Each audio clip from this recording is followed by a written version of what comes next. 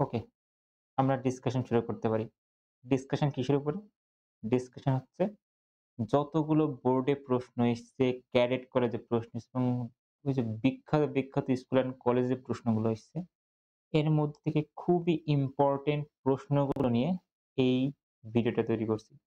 এখানে আমরা সবগুলো প্রশ্ন দেখব, বুঝবো, সলভ করব। অবশ্যই যারা ফর্মুলা জানো না, আমরা আগে ফর্মুলাটা নিয়ে ডিসকাস করব যে এটা কি বোঝায়। অবশ্যই আমরা এর ডেরিভেশন এ যাব না, এর ডিটেইলস এ যাব না ফর্মুলার। এর ডিটেইলস ডিসকাশন আমরা প্রিভিয়াস ভিডিওতে করে আসছি। এটা জাস্ট প্রবলেম সলভিং এর ভিডিও। যাদের বেসিক কিছু আছে, যারা কোনো না কোনো একদিন বড় অধ্যায় পড়ছো, স্যার পড়াইছে তাদের জন্য। সো আশা করি আমরা শুরু করতে পারি। এবং এখানে খুব বেশি ধরনের অঙ্ক আসে না। সেম ধরনের প্রশ্ন রিপিট হয়। এবং এটা আমরা স্পেশালি বোর্ড এবং বিখ্যাত স্কুল কলেজের জন্য তো। সো আমরা ট্রাই করছি এসএসসিতে যতগুলো প্রশ্ন আসতে পারে সবগুলো প্রশ্ন থাকবে। এবং যাদের স্পেশাল কিছু প্রবলেমের সমস্যা আছে তারা কমেন্ট সেকশনে বা আমাকে নক দিও। আমি সেগুলো পরে সলভ করে দেব। So let's start.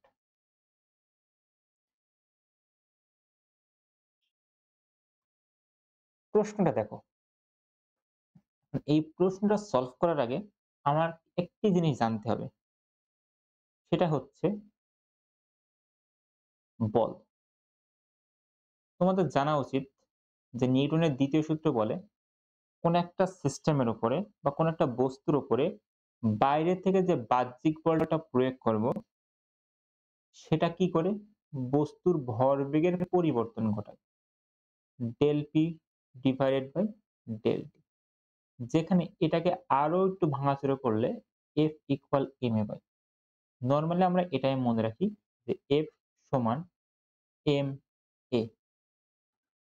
এখানে একটি বিষয় খুবই জরুরি, সেটা হচ্ছে এফ দ্বারা কি বোঝাচ্ছে?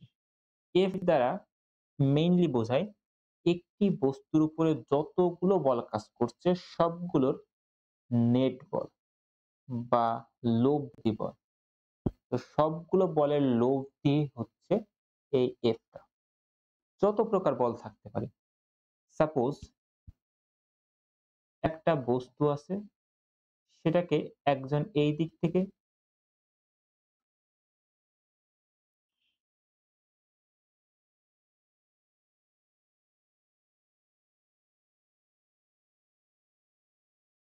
ওকে, আমরা একটু নিচে লিখি।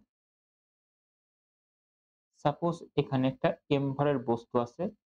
এই বস্তুর উপরে একজন F1 বল প্রয়োগ করছে, অপর সাইডে F2 বল প্রয়োগ করছে। তাহলে আমার নেট বল কি হবে? আমার নেট বল সমান হবে এই বস্তুর যে ভর এবং এই যে ত্বরণে চলছে সেই ত্বরণ ma। এখন কথা হচ্ছে F নেট বা এই F নেটকে বাংলায় বলে কার্যকরী বল। অর্থাৎ কোন একটা বস্তুর উপরে যতটুকু বল কার্যকর আছে। সো এটাকে বলা হয় কার্যকরী বল। এখন এই F net কে কি লেখা যায়? F net কে লেখা যায় এই যে বল দুইটা কাজ করছে, দুইটা কি ডিফারেন্ট দিকে বা দুটি ভিন্ন দিকে কাজ করছে। সো এই বল দুটির পার্থক্য F1 এবং F2 এর পার্থক্য হবে F net। কথা ক্লিয়ার? এবং ট্রাই করবা বড় বলটাকে সামনে লেখার, ছোট বলটাকে মাইনাসের পরে লেখার। কোনো সমস্যা নেই আগে পরে লিখলে। জাস্ট তোমার যে বলটা বড় হবে সেটা দ্বারা বোঝাবে বস্তু কোন দিকে চলছে বা বস্তুর ত্বরণ কোন দিকে। এটাই বোঝাবে, আর কিচ্ছু না। এখন নরমালি আমাদের এসএসসি পর্যন্ত ২ টা বল এইভাবে কাজ করে না। আমাদের ২ টা বল কাজ করে, একটা বল হচ্ছে ঘর্ষণ হিসেবে। অর্থাৎ কোন একটা বস্তু যদি সামনের দিকে চলে তবে তার বিপরীত দিকে ঘর্ষণ বল কাজ করে F। কোন একটা বস্তু যদি সামনের দিকে চলে তার উপর ঘর্ষণ বল কাজ করে পিছের দিকে, যেটাকে আমরা F লিখি। এবং ঘর্ষণ বল বেশিরভাগ সময় কার তুমি যে বলটা প্রয়োগ করছো, এই যে F ধরো, F1 না ধরে F ধরলাম, এটা তুমি প্রয়োগ করছো। তো প্রয়োগকৃত বল থেকে ছোট হয়। কারণ বস্তুকে যদি মুভ করতে হয় বা চলে, বস্তু যদি চলে তাহলে অবশ্যই কি হওয়া লাগবে? F বড় হওয়া লাগবে ঘর্ষণ বল থেকে। কারণ ঘর্ষণ বল যদি বেশি হয়ে যায় তাহলে বস্তু স্থির থাকবে। সো প্রয়োগকৃত বল যদি ঘর্ষণ বল থেকে বেশি হয়, তবে আমরা কি বলতে পারবো? F net সমান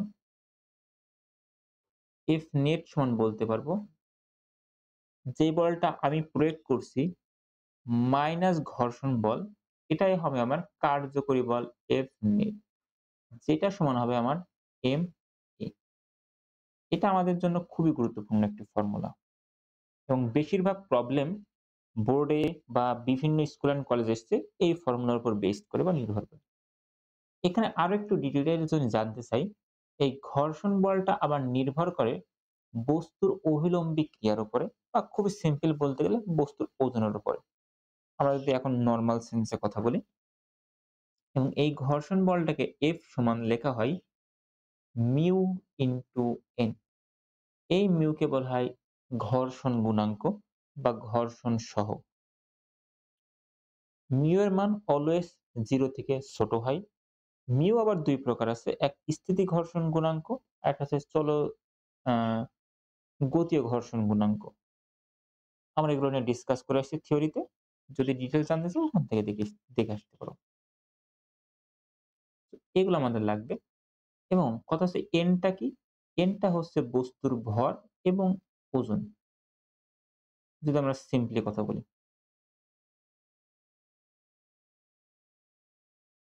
এখন আমরা প্রশ্নটা সলভ করি। প্রশ্নটা কি বলছে? বলছে একটি ঘর্ষণযুক্ত মেঝেতে, অর্থাৎ কোন একটা মেঝেতে ঘর্ষণ আছে এবং ওই ঘর্ষণযুক্ত মেঝের উপরে ১০ কেজি ভরের একটি বস্তু বা স্থির বক্স এর উপর ১০০ নিউটন বল প্রয়োগ করা হচ্ছে ৪ সেকেন্ড ধরে। অর্থাৎ প্রথম কথাটুকু যদি আমরা ছবির সাহায্যে প্রকাশ করতে চাই, তাহলে অনেকটা এমন হবে যে একটা ঘর্ষণযুক্ত মেঝে আছে, এর উপরে ১০ কেজি ভরের একটা ১০ কেজি ভরের একটা বস্তু আছে এবং এর উপরে ১০ নিউটন বল আমরা ধরলাম, এই দিকে ১০০ নিউটন বল প্রয়োগ করা হচ্ছে কত সেকেন্ড ধরে? ৪ সেকেন্ড ধরে। ওকে। আমরা একটা তথ্য লিখে রাখি, ৪ সেকেন্ড ধরে বল প্রয়োগ করছে। ভালো কথা। এরপর ঘর্ষণবিহীন মেঝেতে বক্সটি ২ সেকেন্ড চলে গন্তব্যে পৌঁছায়। অর্থাৎ ৪ সেকেন্ড পরে এখানে কি আসে? ঘর্ষণবিহীন, মানে ঘর্ষণ নাই। তাহলে ধরলাম এই যে ৪ সেকেন্ডে এই জায়গায় আসলো। বস্তুটা এই জায়গা থেকে, আমি যদি এই জায়গা থেকে চিন্তা করি, মেইনলি আমরা যখন গতি অধ্যায় বা বল অধ্যায়নের কথা বলি, আমরা একটা বস্তুকে একটা পয়েন্ট ম্যাস হিসেবে কাজ করি বা ভর কেন্দ্র নিয়ে কাজ করি। ঠিক আছে? এই পুরো বস্তুটাকে আমরা কি চিন্তা করব? জাস্ট একটা সিম্পল ডট। এই ডটটা এই জায়গা থেকে এই জায়গায় এসছে। কয় সেকেন্ড সময় লাগছে? ৪ সেকেন্ড বল প্রয়োগ করা হয়েছে ১০০ নিউটন এবং এর পরবর্তীতে যে ২ সেকেন্ড চলছে, সেই ২ সেকেন্ড ঘর্ষণবিহীন জায়গায় চলে গন্তব্যে আসে। সো এটা তার ফাইনাল পয়েন্ট বা গন্তব্য। ওকে, ফাইনাল পয়েন্ট। বলছে বক্স ও মেঝের মধ্যকার ঘর্ষণ বল ৫ নিউটন। অর্থাৎ ঘর্ষণ আছে কোনটুকু? ঘর্ষণ আছে আমার কিসের ৪ সেকেন্ড পথে। এই পথটা আমার ঘর্ষণ আছে। এবং এই ঘর্ষণ বলের মান কত? ঘর্ষণ বলের মান হচ্ছে আমার ৫ নিউটন।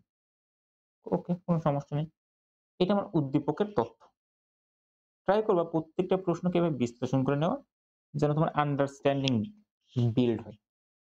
বা তুমি চিন্তা করতে পারছো সেটা, মানে চিন্তা করতে পারো যে সেটা বুঝতে পারবা তোমার ডায়াগ্রাম দেখে। নেক্সট, আমাদের উদ্দেশ্য এখানে ক, খ সলভ করানো না, মেইনলি ক এবং ঘ সলভ করানো।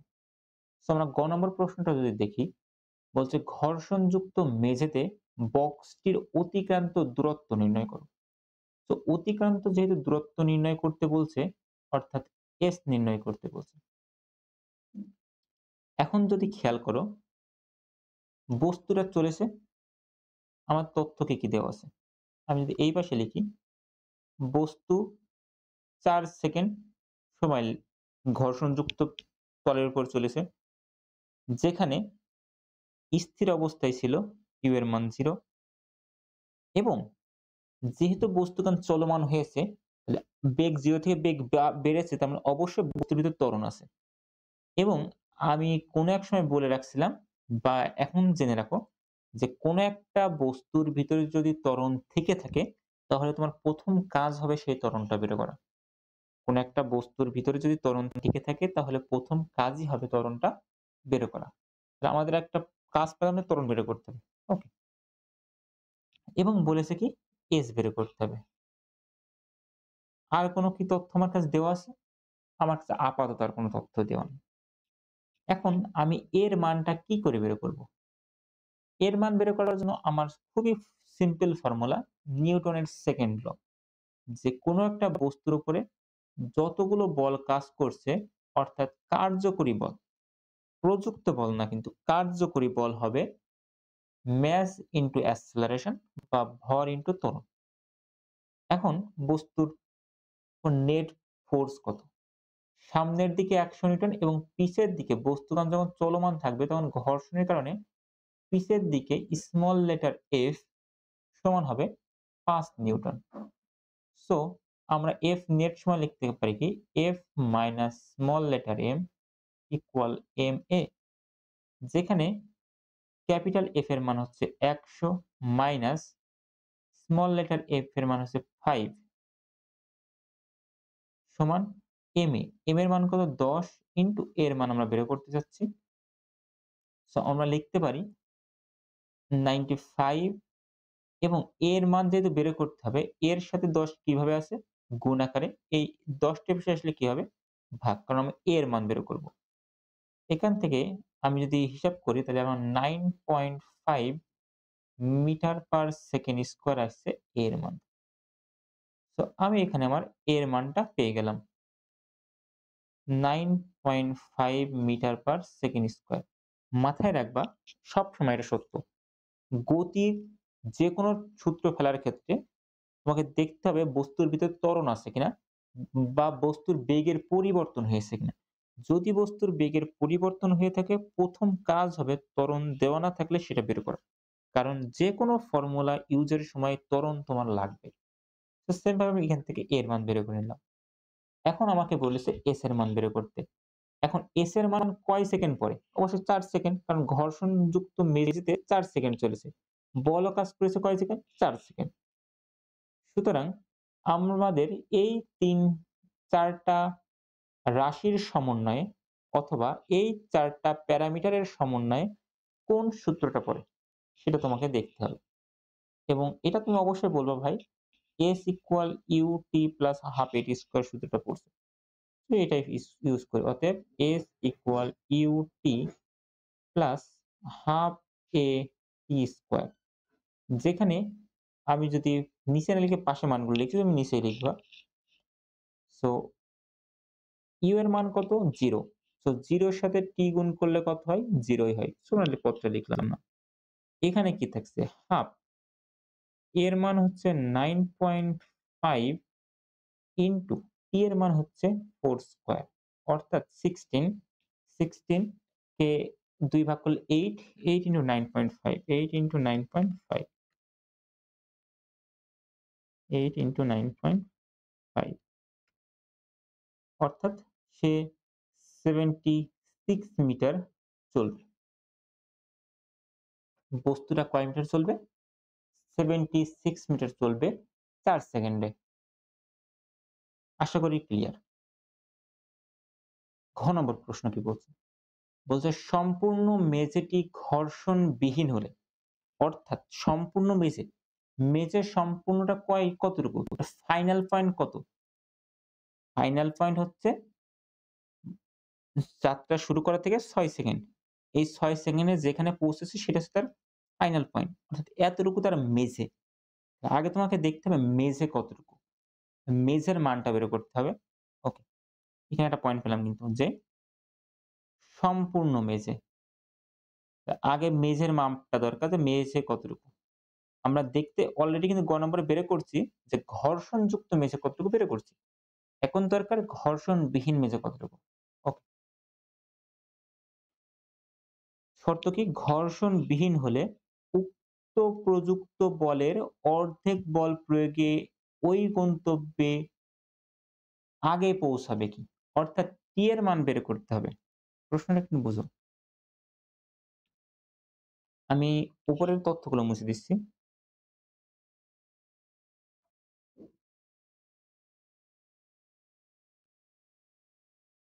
প্রশ্নটা তুমি একবার নিজে রিডিং পড়ো। দেন বোঝার ট্রাই করো কি বোঝাচ্ছে।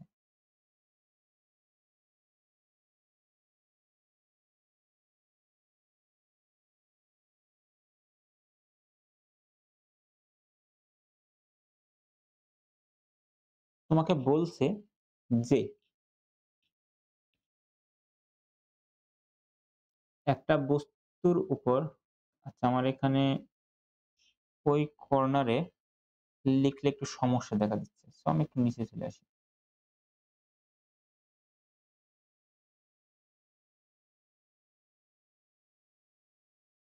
আমার কিন্তু ২ টা জায়গা রয়েছে। এক, ১ম ৪ সেকেন্ড চলছে হচ্ছে ঘর্ষণযুক্ত। অর্থাৎ t = 4 সেকেন্ড চলছে ঘর্ষণযুক্ত জায়গায় এবং এখানে সে কতটুকু চলছে আমরা বের করছি অলরেডি 76 মিটার। এখন পরবর্তী ২ সেকেন্ড, সে চলেছে ঘর্ষণবিহীন।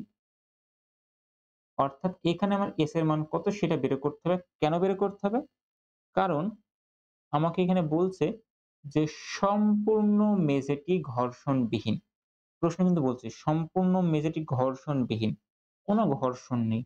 আমার S টোটাল S যদি S1 ধরি, এখানে যদি S2 ধরি, আমার টোটাল মেঝে হবে S1 প্লাস S2 টোটাল মেঝেটা হবে।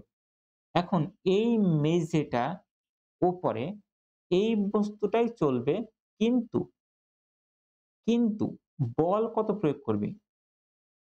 পূর্বের বলের অর্ধেক বা প্রযুক্ত বলের অর্ধেক। আগে প্রযুক্ত করছিলাম কত নিউটন? ১০০ নিউটন। তাহলে ১০০ কে ২ দিয়ে ভাগ করলে কত হয়?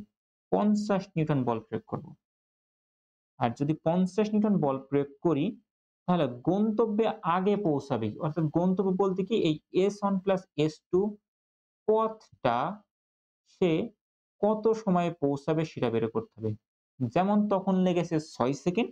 এবার দেখতে হবে ৬ সেকেন্ড নাকি তার চেয়ে বেশি বা কম সেটা দেখতে হবে। তাহলে আমার ১ম কাজ হবে S2 টা বের করা। এখন S2 আমি কি করে বের করব?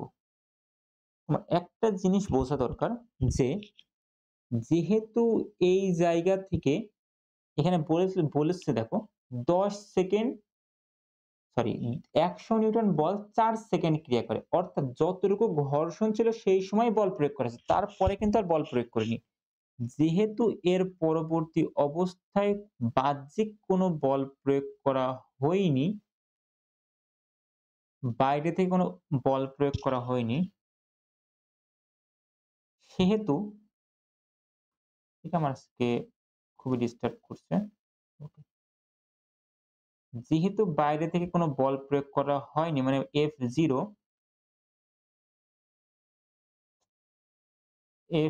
আমি এখানে লেখাই যাবে না।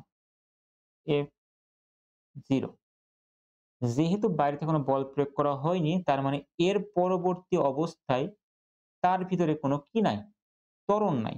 অর্থাৎ ত্বরণ তার কি? 0 এবং ত্বরণ নাই অর্থ কি? এই পরবর্তী পথটা সে কোন বেগে চলেছে? একটা নির্দিষ্ট সমবেগে চলেছে। তো এই বেগটা আমার দরকার। অর্থাৎ এই বেগটা কোন জায়গায় সৃষ্টি হয়েছে? ৪ সেকেন্ডের ওখানে যে বেগটা আছে সেই বেগটাই সে কন্টিনিউ করছে বা সেই বেগটাই পরের ২ সেকেন্ডে চলছে।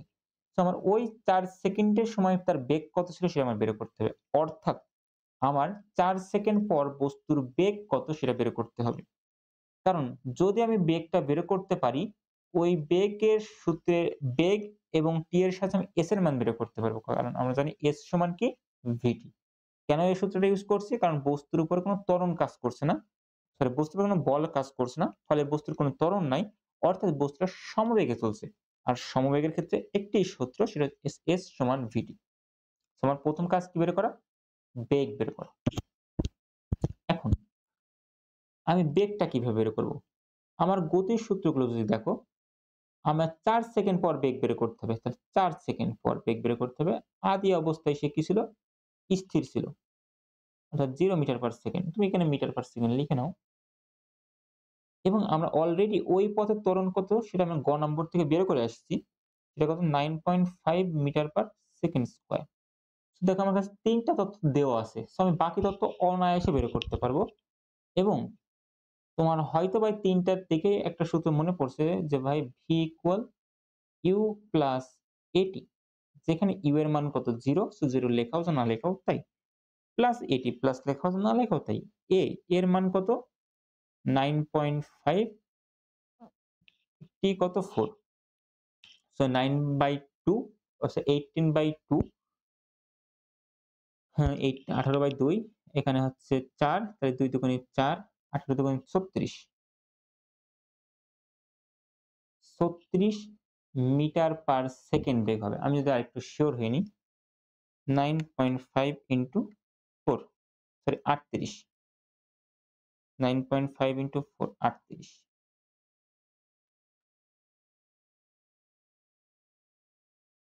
38 মিটার পার সেকেন্ড বেগ হবে কোন জায়গায়? এই যেখানে, যেখান থেকে বল প্রয়োগ করা বাদ দেওয়া হয়েছে বা বন্ধ করা হয়েছে।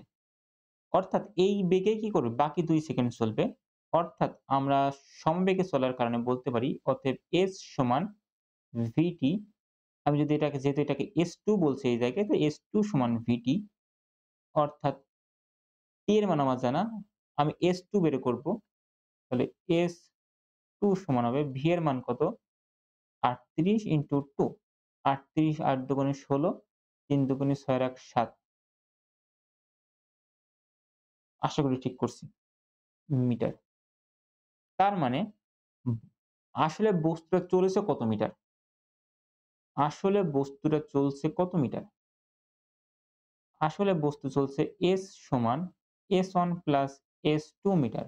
অর্থাৎ প্রথমে চলেছে ৭৬ মিটার, পরবর্তীতেও চলে এসেছে ৭৬ মিটার। মানে মোট হচ্ছে ৬ ৬ ১২, ৭ দুগুণে ১৪ আর ১৫, ১৫২ মিটার সে চলেছে। আশা করি বুঝতে পারছো। আমি চাচ্ছি এগুলো মুছে দিতে। যেহেতু তোমার এগুলো করা হয়ে গেছে। এতটুকু বুঝতে পারছো কিনা বলো? খুবই রিল্যাক্স থাকো। প্রেশার নিও না। আমরা ধীরে, ধীরে সবগুলোই বোঝাবো।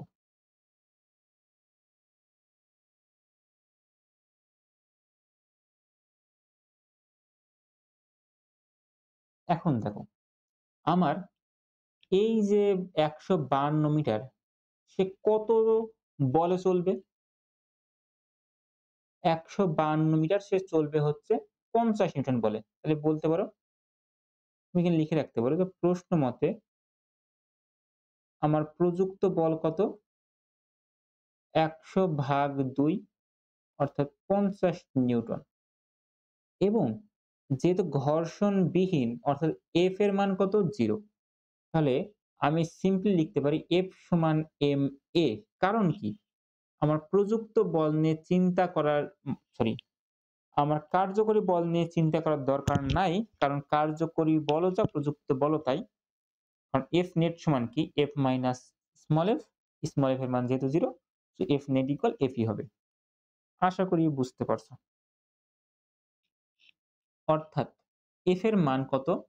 ৫০ নিউটন, m এর মান কত? ১০ কেজি। এর মান আমার বের করতে হবে। ৫০ কে ১০ দ্বারা ভাগ করলে হয়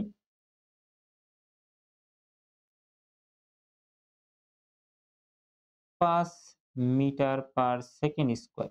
এটা আমার ত্বরণ। এখন এটা যদি আমার ত্বরণ হয়, তাহলে আমি কিভাবে পরবর্তী তথ্যগুলো বের করব? পরবর্তী তথ্য কি? আমাকে বের করতে হবে সময়। যে টি সময়ে মানে কত সময়ে সে গন্তব্যে পৌঁছাবে। এখন গন্তব্যে পৌঁছানোর অর্থ কি? গন্তব্যে পৌঁছানোর অর্থ কি? আমরা যদি এখানে একটু দেখি। আমার বলা আছে যে বস্তুটা স্থির আছে। পূর্বে বলা ছিল, এখনো বলা আছে। তো বস্তুটা স্থির ছিল। বস্তুর উপরে বল প্রয়োগ করার ফলে ত্বরণ সৃষ্টি হয়েছে ৫ মিটার পার সেকেন্ড স্কয়ার এবং এর ফলে তার চলা লাগবে কত মিটার? এর ফলে তার চলা লাগবে হচ্ছে ১৫২ মিটার। কারণ টোটাল পথ চলা যাওয়া লাগবে এবং যেখানে কোনো কি নাই? ঘর্ষণ নাই। ঘর্ষণবিহীন। আমার বের করতে বলেছে কি? এই ৩ টার সমন্বয়ে কোন সূত্রটা মাথায় আসছে? S = ut + ½ at square. অর্থাৎ আমি ইউজ করতে পারি S = ut + ½ at স্কয়ার। এখন অনেকে যদি ভয় পাও যে ভাই এখানে টি স্কয়ার আছে ঝামেলা ঝঞ্ঝাট, দরকার নেই, ইজিলি হয়ে যাবে। দেখো s এর মান কত? ১৫২ ut, u এর মান যেহেতু 0 এই পুরো পদটা 0 আর 0 ওয়ালা পদ লেখাও যায় না লেখাও তাই। হাফ ইনটু এর মান কত? 5, টি এর মান কত বের করতে হবে, তাহলে টি স্কয়ার থাকবে। ১৫২ কে ২ দ্বারা গুণ করব, ৫ দ্বারা ভাগ করব। ১৫২ গুণ ২ কারণ ২ টা ভাগ আছে সমান চিহ্নের ২ টায় ভাগ আছে সমান চিহ্নের এপাশে এসে গুণ হয়ে গেল। ৫ টা গুণ আছে এপাশে এসে ভাগ হয়ে গেল। সমান হবে টি স্কয়ার। আমি যদি এটা এই পাশে লিখি তাহলে হয় টি স্কয়ার, আমি জাস্ট একটু এপাশ ওপাশ করে নিলাম। পক্ষ চেঞ্জ করলাম। ১৫২ গুণিত ২ ভাগ ৫ করলে আমার মান আসে ৬০.৮। এখন আমার টি এর মান দরকার। এখন অনেকেই জানো এই স্কয়ারটা ওই পাশে যে কি হয়? স্কয়ারটা ওই পাশে যে প্লাস মাইনাস রুট হয়। এখন সময় কি আমাদের নেগেটিভ হতে পারবে? অবশ্যই না। তাই আমরা এখানে মাইনাস টা নিয়ে চিন্তা করব না। মাইনাস কেন বাদ দিছি বুঝতে পারছো তো? কারণ আমাদের নেগেটিভ টাইম নিয়ে চিন্তা করার কোনো প্রশ্নই ওঠে না। আমাদের কাজ কি? পজিটিভ টাইম নিয়ে। এবং তোমাদের কাছে প্রশ্ন থাকবে, কেন আমরা শুধুমাত্র পজিটিভ টাইম নিয়ে কথা বলি? নেগেটিভ টাইম বা ঋণাত্মক সময়ের সমস্যা কি? সেটা তোমরা কমেন্ট সেকশনে জানাতে পারো। অর্থাৎ √60.8 এটাকে যদি রুট করা হয় তাহলে আমার অ্যান্সার আসে টি এর মান 7.797 সেকেন্ড। অর্থাৎ বস্তুটা বস্তুটার এই পয়েন্ট থেকে অর্থাৎ যাত্রার শুরুর বিন্দু থেকে ফাইনাল পয়েন্টে ঘর্ষণহীন তলে চলতে সময় লাগবে বা গন্তব্যে পৌঁছাতে সময় লাগবে ৭.৭৯ সেকেন্ড। যেটা পূর্বে লাগছিল কয় সেকেন্ড? পূর্বে লাগছিল ৪ আর ২ ৬ সেকেন্ড। অর্থাৎ গন্তব্যে আগে কি পৌঁছাবে? কথা হচ্ছে আগে পৌঁছাবে না। কেন পৌঁছাবে না? কারণ সময় বেশি লাগছে। সময় কি লাগছে? বেশি লাগছে। আমার কথা বুঝতে পারছো কিনা বলো? আমি দেখি আমার রেকর্ডিং গুলো সব ঠিক আছে কিনা। অবশ্য লেখাটা আমার মুখের উপর চলে আসছে। কিন্তু আমি যদি এইভাবে করি মনে হয় তুমি দেখতে পাবা। ওকে, তুমি লিখে নিতে পারো। তাহলে আমার এই পাশে আরো জায়গা আছে, আমি এবার থেকে এই পাশে লিখব। আমাদের ১ম প্রশ্ন কিন্তু ডিসকাস করতে অনেক সময় লেগে গেছে। Almost ৩০ minute. এবং আমরা আমাদের গতি বাড়াবো না। আমরা এমন গতিতেই চলব। নেক্সট প্রশ্নটা দেখো।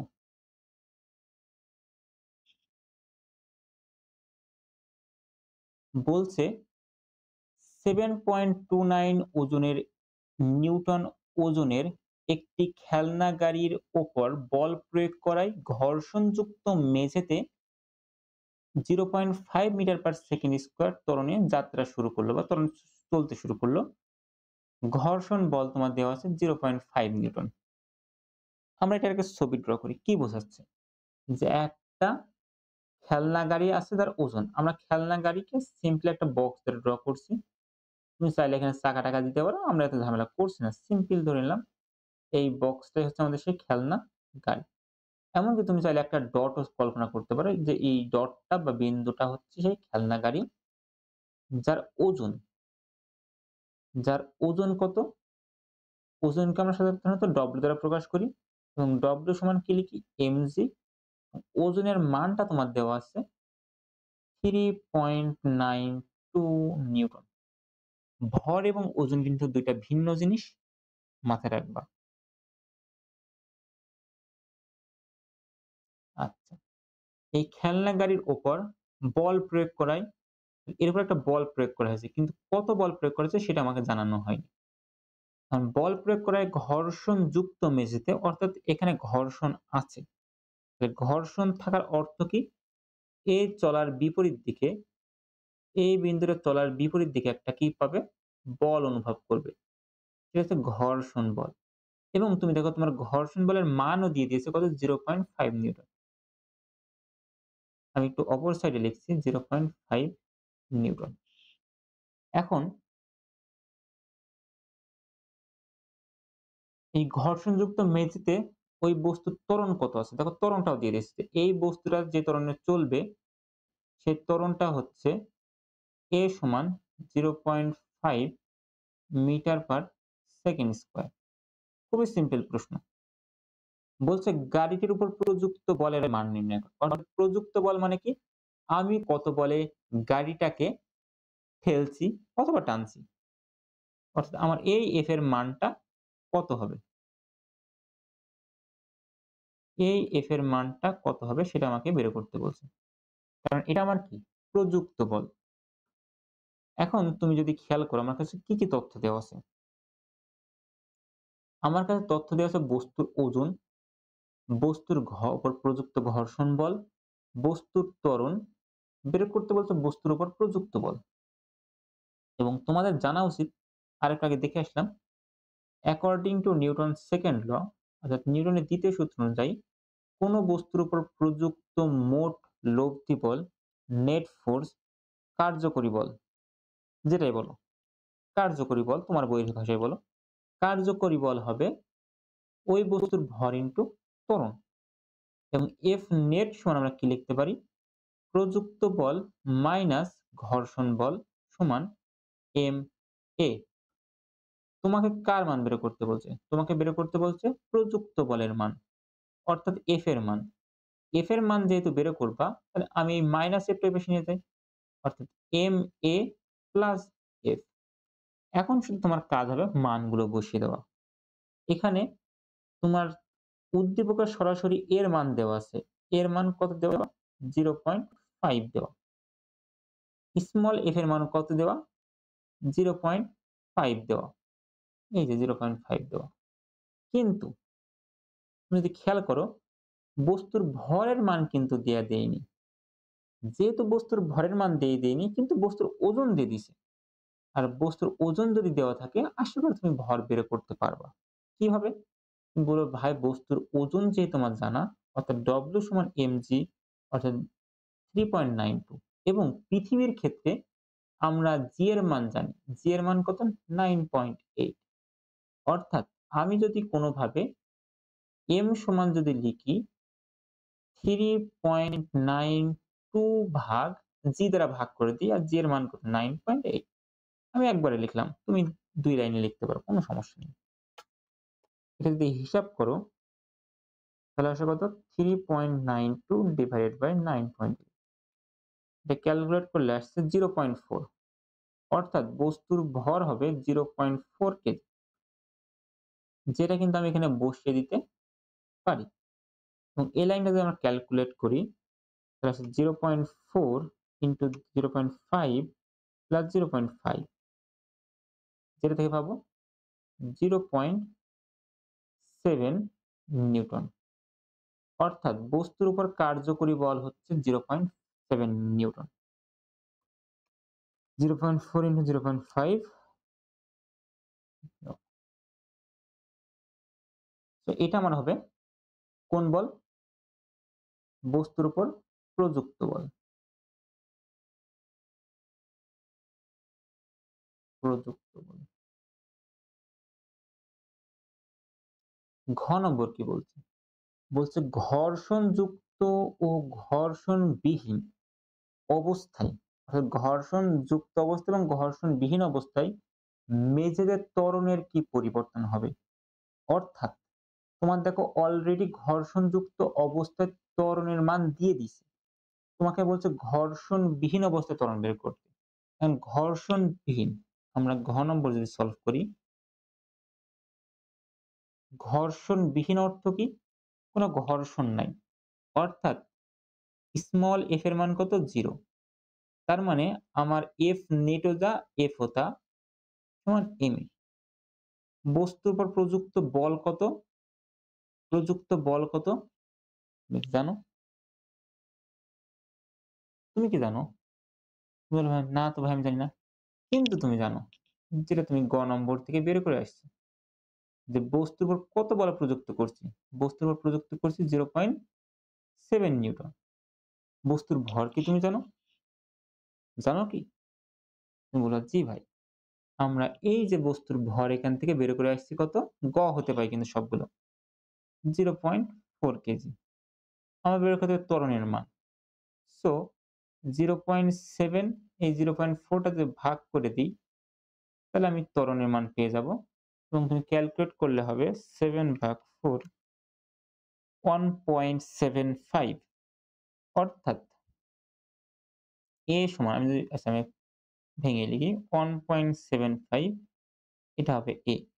যদি সাজিয়ে লিখি তাহলে হবে A সমান 1.75 মিটার পার সেকেন্ড স্কয়ার।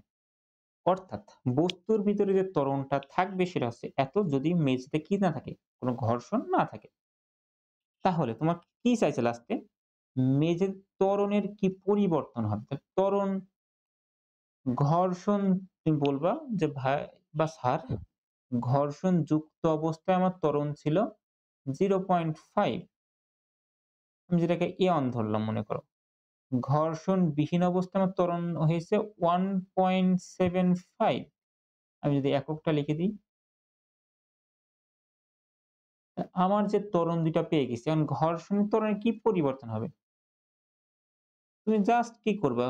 ত্বরণের পরিবর্তন A সমান A2 মাইনাস A1, 1.75 মাইনাস 0.5 বিয়োগ করলে হবে 1.25 মিটার পার সেকেন্ড স্কয়ার। অর্থাৎ ঘর্ষণযুক্ত থেকে ঘর্ষণবিহীন হলে তার ত্বরণ 1.25 মিটার পার সেকেন্ড স্কয়ার বেড়ে যাবে।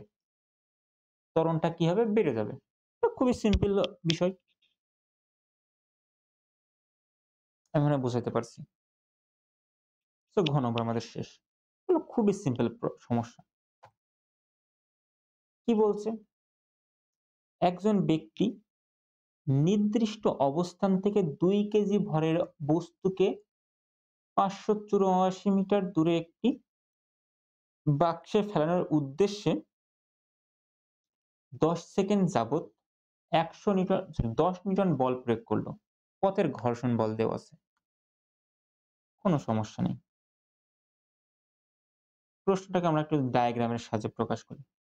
তাহলে একটি ২ কেজি ভরের বস্তু, ধরো একটা বস্তু আছে যার ভর হচ্ছে ২ কেজি। এই বস্তুটাকে বল প্রয়োগ করা হচ্ছে। তুমি বলের সামনে দেখাতে পারো, ঠেলাটাও দেখাতে পারো, তুমি ধরো এমনি টানে বলটাও দেখাতে পারো। তোমার ইচ্ছা, কোনো সমস্যা নেই। কয় নিউটন বল প্রয়োগ করছো? ১০ নিউটন বল প্রয়োগ করছো। ১০ নিউটন বল প্রয়োগ করলে এটা পথের ঘর্ষণ বল কত কাজ করছে? ৩ নিউটন কাজ করছে। এই ১০ নিউটন বল কত সেকেন্ড ধরে প্রয়োগ করছো? ১০ সেকেন্ড ধরে প্রয়োগ করছো।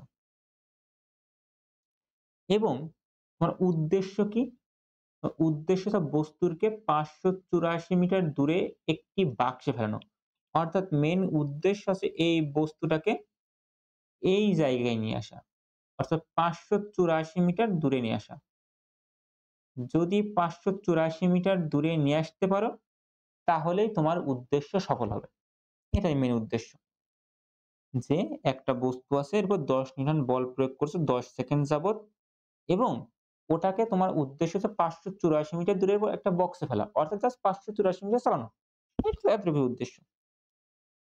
ক নম্বর প্রশ্ন বলছে বস্তুর উপর পথের গতি ঘর্ষণ সহগ। আমি কিছুক্ষণ আগেই তোমাকে দেখে আসলাম যে F সমান হবে মিউ ইনটু n, যেখানে এই মিউটাকে বলে গতীয় ঘর্ষণ গুণাঙ্ক, স্থিতি ঘর্ষণ গুণাঙ্ক, স্থিতি ঘর্ষণ সহগ, গতীয় সহগ, অনেক নাম বলে। মেইন কথা তোমার মিউ এর মানটা বের করতে হবে। এটাকে আমরা মিউ বলি। ঠিক আছে? Mu mu. এখন দেখো তোমার এই বস্তুর ক্ষেত্রে F এর মানটা তোমার জানা। এখন তোমার n বলতে কি বোঝাচ্ছে? n বলতে বোঝাচ্ছে অভিলম্বী ক্রিয়া। অর্থাৎ বস্তুর উপরে ঊর্ধ্বমুখী যে লম্ব ক্রিয়া বলটা কাজ করে সেটা। আমি হয়তো তোমাকে যখন এইটা বোঝাইছি অভিলম্বী ক্রিয়া কি, টেনশন বল কি, তখন জেনে আসা উচিত। তো তোমার এই অভিলম্বী ক্রিয়াটা অর্থাৎ R বলতে পারো অথবা তুমি N বলতে পারো সেটা বের করতে হবে। এবং যে যদি বস্তুটা এমন না হয়, সরি, তলটা যদি বাঁকানো না হয়, সমতল হয়, তবে সিম্পলি মাথায় রাখবা যদি বাঁকানো না হয় তাহলে N দ্বারা কিচ্ছু বোঝায় না, জাস্ট ওজনটাকে বোঝায়। যদি তলটা সমতল হয়, বাঁকানো না হয় তবে। অর্থাৎ আমি কি বলতে পারি? আমার বের করতে হবে মিউ এর মান। তাহলে মিউ কে একপাশে রেখে mg কে বেশি ভাগ করে দিই। আমি যদি লিখি f ভাগ mg সমান হবে আমার মিউ। এখন দেখো তোমার f এর মানটা কত? f বলতে কি ঘর্ষণ বল। বস্তুর উপর ঘর্ষণ বল কাজ করছে কয় নিউটন? ৩ নিউটন। বস্তুর ভর কত? ২ কেজি। g এর মান কত? 9.8, এটা হবে মিউ এর মান। এবং তুমি যদি এটা ক্যালকুলেট করো তাহলে কত আসবে? মিউ সমান 3 ডিভাইডেড বাই 2 ইনটু 9.8, যেটা হবে হচ্ছে 0.153। মিউ এর একক কি? মিউ এর কোনো একক নাই। সো এটা হবে তোমার ঘর্ষণ সহগ এবং গতীয় ঘর্ষণ সহগ। খুবই সিম্পল প্রশ্ন। এবার আমরা ঘ নম্বরে দেখি কি বোঝাচ্ছে। ঘ নম্বর বলছে ওই ব্যক্তির উদ্দেশ্য সফল হবে কিনা। ওই ব্যক্তির উদ্দেশ্য কি? ওই ব্যক্তির উদ্দেশ্য হচ্ছে বলটাকে 584 মিটার চালানো। অর্থাৎ আমার উদ্দেশ্য সফল হওয়ার অর্থ হচ্ছে S এর মানটা বের করে দেখতে হবে যে সে 584 মিটার চলছে কি না। যদি 584 মিটার চলে তাহলে উদ্দেশ্য সফল, না হলে উদ্দেশ্য সফল হয়নি। এখন এখানে ২ টা অবজারভেশন। প্রথম, যে বস্তুর উপর যদি ১০ সেকেন্ড ধরে বল প্রয়োগ করি তাহলে ১০ সেকেন্ড যাবত তার ত্বরণ হবে, ১০ সেকেন্ড যাবত তার বেগের পরিবর্তন হবে এবং ১০ সেকেন্ডের পরে ১০ সেকেন্ডের পরে যদি 584 মিটার না চলে, না পৌঁছায়, তবে বস্তুটা কিন্তু স্থির হয়ে যাচ্ছে না। বস্তুটা কি তাও গতিশীল আছে। কিন্তু তখন কি নাই? প্রযুক্ত বল নাই। শুধু ঘর্ষণ বলের ফলে সে আস্তে, আস্তে, আস্তে, আস্তে থেমে যাবে। অর্থাৎ তোমার এখানে ২ টা ত্বরণের ব্যবহার হতে পারে। আমরা আগে দেখে নিই ১০ সেকেন্ডে সে কতটুকু যায়। তারপরে পরবর্তী ধাপে আমরা আসছি। আমরা এটাকে ২ টা পার্টে সেপারেট করছি। আমরা ১ম এ দেখব ১০ সেকেন্ড যাবত সে কি করছে। ১০ সেকেন্ড যাবত তার উপর আমরা একটা বল প্রয়োগ করছি ১০ নিউটন। একটা ঘর্ষণ বল কাজ করছে ৩ নিউটন। বস্তুর ভর দেওয়া আছে ২ কেজি। আমার হয়তোবা মনে করায় দেওয়ার দরকার নাই ত্বরণ কত হবে। আমি যদি এমন লিখি, আমি লিখি F সমান A সমান F মাইনাস স্মল f ভাগ m। মনে হয় না অবুঝ থাকবা। তারপরে একটু জানাই দিই। তোমরা জানো যে নেট ফোর্স, আমি ভুল জায়গায় লিখে ফেলছি, এজন্য বের হয়ে আসছে। তোমরা জানো নেট ফোর্স হবে কোনো বস্তুর উপর প্রযুক্ত লব্ধি বল, কার্যকরী বল হবে বস্তুর ভর ইনটু ত্বরণ। আসলে এটা কিন্তু ভরবেগের পরিবর্তনের হার বোঝায়, যেটাকে আমরা মডিফাই করে ma নিয়ে আসছি। এবং F নেট সমান capital F minus small f সমান ma।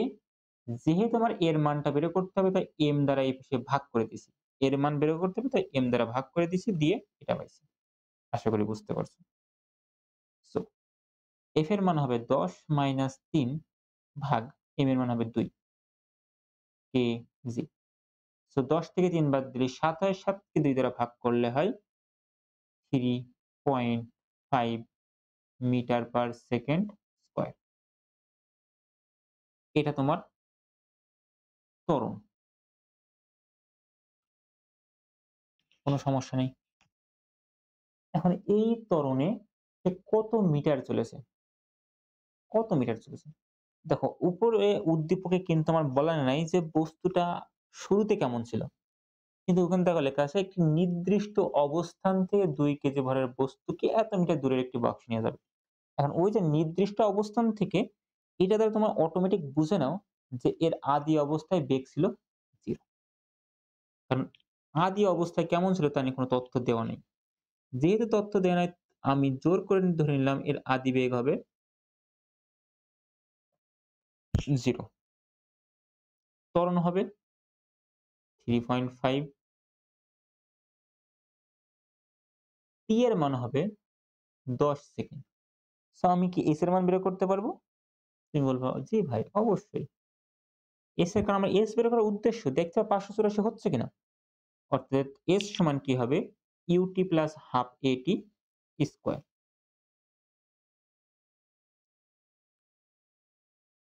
যেখানে u এর মান কত 0, তাই এই পুরো পদটা বাদ থাকছে হাফ, এর মান হচ্ছে 3.5, t এর মান হচ্ছে 100, মানে 10 10 স্কয়ার করলে 100। So 100 into 3.5 divided by 2 175।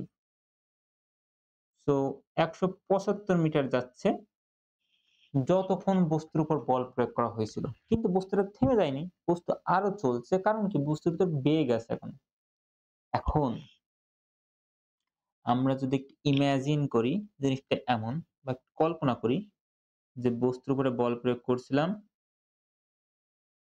বস্তুর উদ্দেশ্য হচ্ছে এই জায়গায় পৌঁছানো। আমরা ধরো এটা পতাকা দেখাই দিলাম।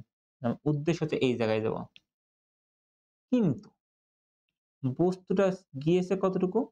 বস্তুটা গিয়েছে 175 মিটার কত সেকেন্ডে? 10 সেকেন্ডে। এখানে বেগ ছিল কত? 0। এই জায়গায় কোনো একটা বেগ আছে কারণ বস্তু ত্বরণে চলছিল। তাহলে বেগ একটা আছে। এবং এই বেগটাই সে কি কন্টিনিউ করবে? অবশ্যই না। কারণ কি?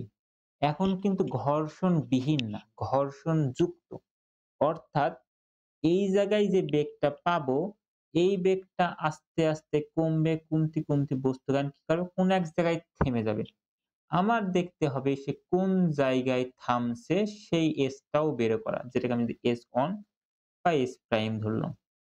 সেই s টা বের করতে হবে। অর্থাৎ আমি যদি এখান থেকে লিখি পরবর্তী অবস্থায়, অর্থাৎ 10 সেকেন্ড পর কি হচ্ছে? 10 সেকেন্ড পরের ক্ষেত্রে আমার প্রথম কাজ হবে v টা বের করা। v কত হবে? তুমি বলবে v সমান তো খুবই সিম্পল কথা u প্লাস at। আপনি কত সেকেন্ড পর বেগ বের করতে যাচ্ছেন? শুরুতে তো বেগ 0। এর মান তো অবশ্যই 3.5। t এর মান বলতে কি? কত সেকেন্ড পর আপনি বেগ বের করতে যাচ্ছেন? অবশ্যই 10 সেকেন্ড পর ইন্টারেস্টেড। সেখানে s লেখার দরকার নেই। যেটা করলে হবে কত? 35 মিটার পার সেকেন্ড। আশা করি। তাহলে আমার এই জায়গায় বেগ পেয়ে গেলাম। কত? 35 মিটার পার সেকেন্ড। এখন এই বস্তুর উপর যেহেতু মানে ঘর্ষণ আছে তার মানে কি বস্তুখান আস্তে, আস্তে থেমে যাবে। আস্তে, আস্তে থেমে গেলে কি এই জায়গায় যেয়ে কত হবে? বেগ 0 হয়ে যাবে। এখন যেহেতু এটাকে আমরা যদি মানে আমাদের এইটুকু যদি চিন্তার বিষয় হয়, এই চিন্তার বিষয় ক্ষেত্রে যেটা v ছিল, রাইট নাও এটা আমার কি হিসেবে কাজ করবে? u হিসেবে কাজ করবে। আর এই যে যেটা আমার শেষ হচ্ছে সেটা আমার কি? v প্রাইম ধরে নিলাম। যে v প্রাইম মানে হচ্ছে শেষ বেগ আর সিম্পল v হচ্ছে আমার আদি বেগ। মানে আমার চিন্তার বিষয় যতটুকু সেইটুকুর ক্ষেত্রে যে আমার ফোকাস কি এতটুকু। এই ফোকাসে আমার এই জায়গায় যে বেগটা সেটা আমার আদি বেগ। যেটা দেখতে v হলেও কি হবে? এটা কোন বেগ হবে? আদি বেগ। হ্যাঁ, এটা ঠিক যে ১ম ১০ সেকেন্ডের জন্য এটা কি? শেষ বেগ। বাট পরের ক্ষেত্রে এটা আবার কি বেগ হবে? আদি বেগ হবে। বোঝার ট্রাই করো। একটু ভাবো জিনিসটা ঠিক আছে কিনা। তাহলে আমরা পেলাম কি v প্রাইম সমান হবে 0 মিটার পার সেকেন্ড। কেন 0 মিটার পার সেকেন্ড হবে? বুঝতে পারছো যে বস্তুটা আস্তে, আস্তে থেমে যাবে। কারণ বস্তুর উপর কি কাজ করছে? মন্দন কাজ করছে। বা বস্তুর উপর পিছের দিকে ঘর্ষণ বল বেশি। ফলে থেমে যাবে। এখন এই যে ঘর্ষণ বল ফলে বলের ফলে মন্দন হবে। এই মন্দনের মান কত? তুমি বলবা ভাই খুবই সিম্পল বিষয়। যেহেতু F নেট সমান আমরা জানি MA এবং বস্তুর উপর যেহেতু কোনো বল প্রয়োগ করা হচ্ছে না, তার মানে এই F এর মান কত? 0 মাইনাস A আমি কত বল প্রয়োগ করছি? মানে ঘর্ষণ বল কত? ৩ এর মান বের করতে হবে। M এর মান কত? ২ এর মান কত পাচ্ছি? তুমি বলো ভাই ৩ কে ২ দ্বারা ভাগ করলে এর মান পাবো হচ্ছে মাইনাস অবশ্যই মাইনাস কিন্তু। কারণ এটা কি তোমার গতিকে কমাচ্ছে। অর্থাৎ বেগের পরিবর্তন হ্রাস পাচ্ছে। যেটাকে আমরা মন্দন বলি। এ সমান হবে 1.5 মিটার পার সেকেন্ড স্কয়ার। এটা খুবই ভালো করে মাথায় রেখো। খুবই সুন্দর কথা। কিন্তু আমার কাজ কি? আমার কাজ হচ্ছে S বের করা। তাহলে আমার তথ্য কি দেওয়া আছে? V মানে যেটাকে আমরা U বলতে পারি মনে, মনে এটা U, এটা মনে, মনে V তাহলে UVA বের করতে হবে কি? S তাহলে UVS এর সূত্রটা কি? তুমি বলবা ভাই S equal UT plus half AT square. জি না। V square equal U square plus 2AS এদের ৪ জনের নিয়ে এই ফর্মুলাটাই হয়। যেখানে V বলতে কোন বেগ? শেষ বেগ। আর শেষ বেগকে আমরা কি লিখেছি? V prime. U বলতে আদি বেগ। আদি বেগকে কি লিখছি আমরা? আদি বেগকে আমরা সিম্পলি V লিখছি। 2AS তুমি যদি A এর মানটাও চেঞ্জ করতে চাও এটা A প্রাইম লিখতে পারো। কারণ অলরেডি একটা A বলছো। সো এটা A প্রাইম বলো। আমার বের করতে হবে কার মান? S এর মান। তাহলে V প্রাইম এর মান কত? 0 0 লেখাও যা না লেখাও তাই। অলরেডি বাদ। মাইনাস V স্কয়ার আচ্ছা এবার 0 রাখি।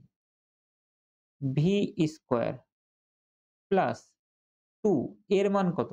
মাইনাস 1.5 ইনটু S এই মাইনাস এই ২ এর আগে আছে প্লাস। প্লাসে মাইনাসে কি হবে? মাইনাস। আর এই পদটাকে যদি সমান চিহ্নের এই পাশে নিয়ে আসি তাহলে কি হয়? সিম্পলি 2 ইনটু 1.5 2 ইনটু 1.5 গুণ করলে কত হয়? 3 S সমান V স্কয়ার। V বলতে আসলে কত? বেগ কত বস্তুর? আদি বেগ কত ছিল? আদি বেগ ছিল হচ্ছে ৩৫ তাহলে লিখলাম ৩৫ স্কয়ার ভাগ 3 কারণ S এর সাথে ৩ কি ছিল? গুণ ছিল এর সাথে ভাগ হয়ে গেল। সো আমরা যদি হিসাব করি ৩৫ স্কয়ার ভাগ 3 কত হবে? ওয়াও! ৪০৮.৩৩ মিটার। তার মানে বস্তুটা পরে যে এটুক চলছে এটাকে যদি S প্রাইম বলি, এই যে পরে যেটুকু চলছে, তাহলে মোট পথ কত হবে? মোট অতিক্রান্ত দূরত্ব কত হচ্ছে? প্রথমে চলছিল ১৭৫, পরে চলেছে ৪০৮.৩৩। ১৭৫ যদি যোগ করি তাহলে হচ্ছে ৫৮৩। ৫৮৩.৩৩। আমার চলতে হবে কত? ৫৮৪। তার মানে বস্তুটা তার গন্তব্যে পৌঁছাতে পারল না। একটুখানির জন্য, একটু সামান্যর জন্য। অনেকের এমন সামান্যর কারণে রেজাল্ট খারাপ হয়ে যায়। সব ভালো ছিল, একটুখানি খারাপের জন্য রেজাল্ট খারাপ। এটা তাই হয়েছে। একটু রিল্যাক্স হয়ে নাও। সো উদ্দেশ্য সফল হবে না। নেক্সট প্রশ্ন। ২০ গ্রাম ভরের একটি পাথর ৩০ মিটার উপর হতে বাতাসের বাধা অতিক্রম করে। তারা বাতাসে বাধা দিচ্ছে। যেটা আমাদের ক্ষেত্রেও দেই। এইজন্য কি হয়? তুমি বাতাসের বিরুদ্ধে লাফ মারলে তোমার জামা-কাপড় এরম ওড়ে। কারণ বাতাস তোমাকে বাধা দিচ্ছে। তোমার মনে হয় যে তোমাকে কেউ উপরের দিকে ঠেলছে। যখন পানির ভিতরে যখন লাফ মারো তখন কি মনে হয় ঠেলছে না? ওখানে পানির ঘনত্ব বেশি, বাতাসের ঘনত্ব এখানে কম। তাই ঠেলাটা একটু কম মনে হয়। ঠিক আছে? এটা উম ফ্লুইড এর ঘর্ষণ আছে যেটা আমরা পরে হলে ডিসকাস করব। Right now no important, not important. আমরা কয় মিনিট রেকর্ড করলাম একটু দেখি। প্রায় ৫৬ মিনিট। সো অনেকক্ষণ কথা বলছি।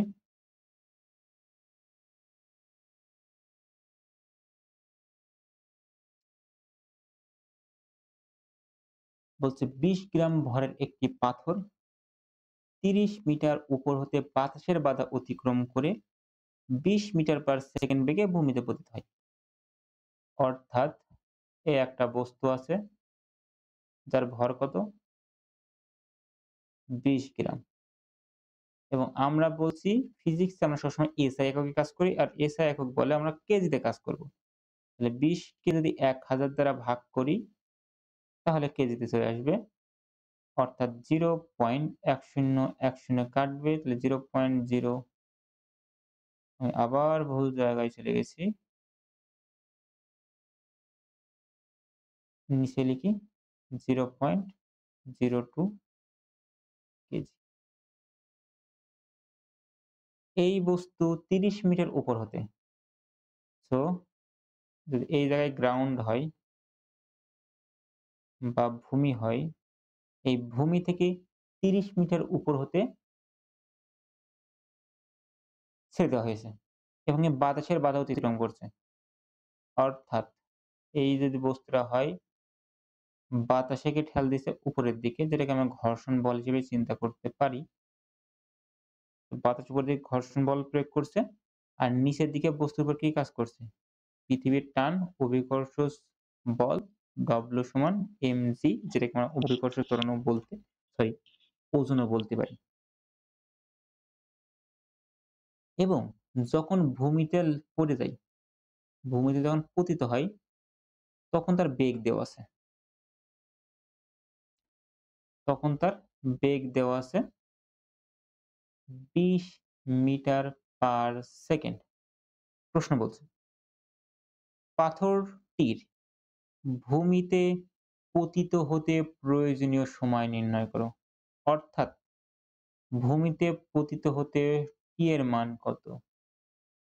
তুমি বলবা এটা তো ভাই খুবই ইজি। যেহেতু বস্তু উপর হতে ছেড়ে দেওয়া হয়েছে মানে আদিবেগ 0। অবশ্য ওখানে কিন্তু প্রপারলি হিন্ট দেওয়া নাই বাট তোমার বুঝে নিতে হবে। তুমি বলো ভাই নিচে পড়েছে সেই সময় বেগ ছিল ২০ মিটার পার সেকেন্ড মানে শেষ বেগ আমার দেওয়া আছে। আমরা জানি g এর মান কত 9.8 মিটার পার সেকেন্ড। তার মানে আমি t এর মান বের করা কোনো বিষয় না। হে, হে। আমরা তো গতি অধ্যায় এমন করছি। বাট এটা অ্যাপ্লিকেবল না। কারণ g এর মান 9.8 হবে না। কারণ বাতাসের বাধা রয়েছে। ফলে g এর মান 9.8 ব্যবহার করা যাবে না। এর জন্য আমার আলাদা একটা ত্বরণ বের করে নিতে হবে। তারপরে কাজ করতে হবে।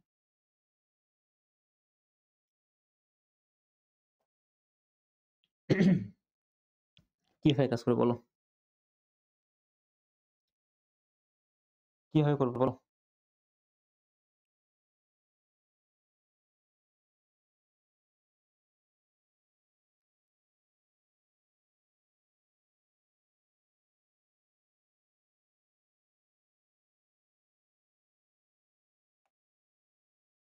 আচ্ছা, আচ্ছা। এত প্যারা নেওয়ার তো দরকার নেই। আমার তো আরো একটা তথ্য দেওয়া আছে। তুমি যদি খেয়াল করো, আমার উচ্চতা দেওয়া আছে। h সমান ৩০ মিটার। তাহলে কি সম্ভব? সম্ভব? চলো ট্রাই করি।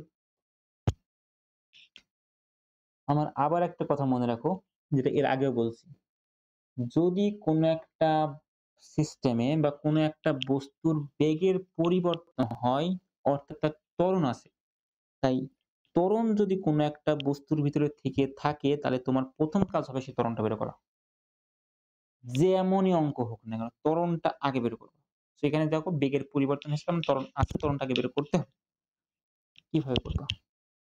u, v, h আর বের করতে হবে কি? a এর মান। ই তো বের করব, কিন্তু কি বের করার আগে a বের করে নিতে হবে। জি তো কাজ হবে না। এখন অনেকেই মনে ভাবতে পারে, ভাই আমি যদি এমন ফেলতাম F net equal ma, F net কত? F net হচ্ছে পৃথিবী টানছে W তে এবং ঘর্ষণ বল কত? স্মল f সমান ma।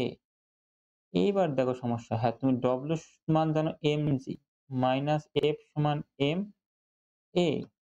সমস্যা দেখো কয়টা? তুমি স্মল f এর মান জানো না।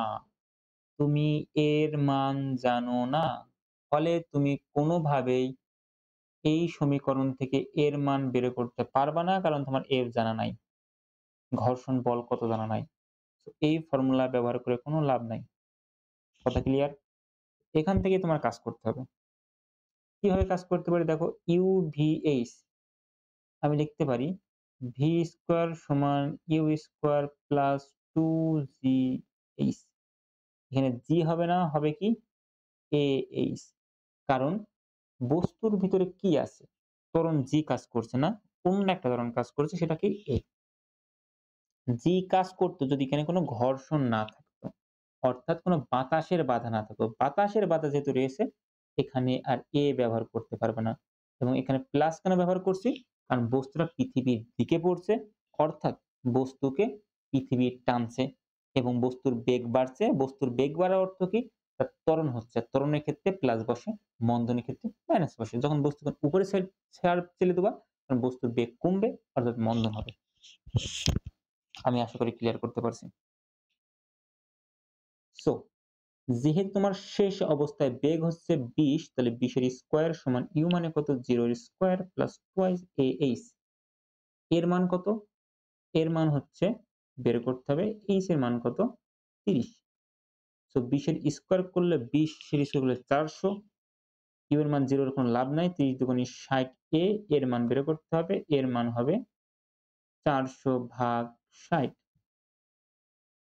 শূন্য শূন্য কাটা, ৪০ কে ৬ দ্বারা ভাগ করলে কত হয়? ৬ ছক ৩৬, ৪০ ভাগ ৬, 6.67 6.67 মিটার পার সেকেন্ড স্কয়ার হবে ত্বরণ।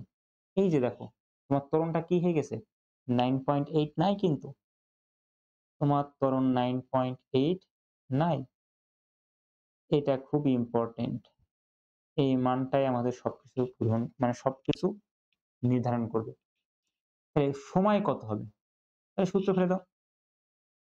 V equal U plus AT ফেলতে পারো, S equal UT plus half AT square ফেলতে পারো, whatever you want। যেখানে তোমার T এর মান আছে, বের করার ওয়ে আছে, সেটা তুমি ইউজ করতে পারো। তোমার V এর মান কত? ২০। U এর মান কত? 0। এর মান কত? 6.67। এর মান পাশে লিখে দিলাম। তাহলে এইটা তো কোনো খাওয়া নেই, বাদ দিয়ে দিলাম। টি এর মান বের করতে হবে। টি এর সাথে এই পদটা কিভাবে আছে? গুণ আকারে আছে। তাহলে 6.67 ভাগ করে দিলাম। তাহলে 20 ভাগ 6.67 সমান হবে টি। অর্থাৎ এটাকে যদি তুমি ক্যালকুলেট করো 20 ভাগ অ্যান্সার তোমার আসছে 3 সেকেন্ড। অর্থাৎ বস্তুটি ভূমিতে পড়তে 3 সেকেন্ড সময় লাগবে। বস্তুটির ভূমিতে পড়তে 3 সেকেন্ড সময় লাগবে। খুবই ইজি প্রবলেম। খুবই ইজি প্রবলেম।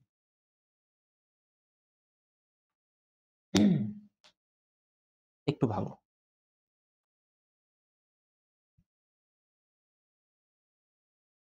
আমি একটা টেনশনে আছি। যদি কারেন্ট চলে যায়, আমার ভিডিও এতক্ষণ যা বানালাম সম্পূর্ণ ডিলিট। বাট আশাই বাঁচে চাষা। ঘ নম্বর, পাথরটির ওজন। পাথরটির ওজন মানে কি? ডব্লু। বাতাসের বাধাজনিত বল অপেক্ষা বেশি। অর্থাৎ বাধাজনিত বল যদি স্মল f চিন্তা করি অপেক্ষা বেশি। গাণিতিক যুক্তির মাধ্যমে যাচাই করো। অর্থাৎ তোমাকে দেখাতে হবে W এর মান বেশি F থেকে। প্রথম কথা এটা অবশ্যই obvious যে বস্তুকান যেহেতু নিচে পড়ছে, বস্তুটা যেহেতু নিচে পড়ছে তার মানে ওজনের মান বেশি, না হলে নিচে পড়তো না। এটা প্রথম যুক্তি। দ্বিতীয় যুক্তি গাণিতিকভাবে বোঝাতে হবে। গাণিতিকভাবে তুমি কি বলবা? আমাদের এই যে ফর্মুলাটা তুমি খেয়াল করো, তুমি বলবা যে ভাই আমাদের তো জানি যে নেট বল সমান কি আসলে? ma।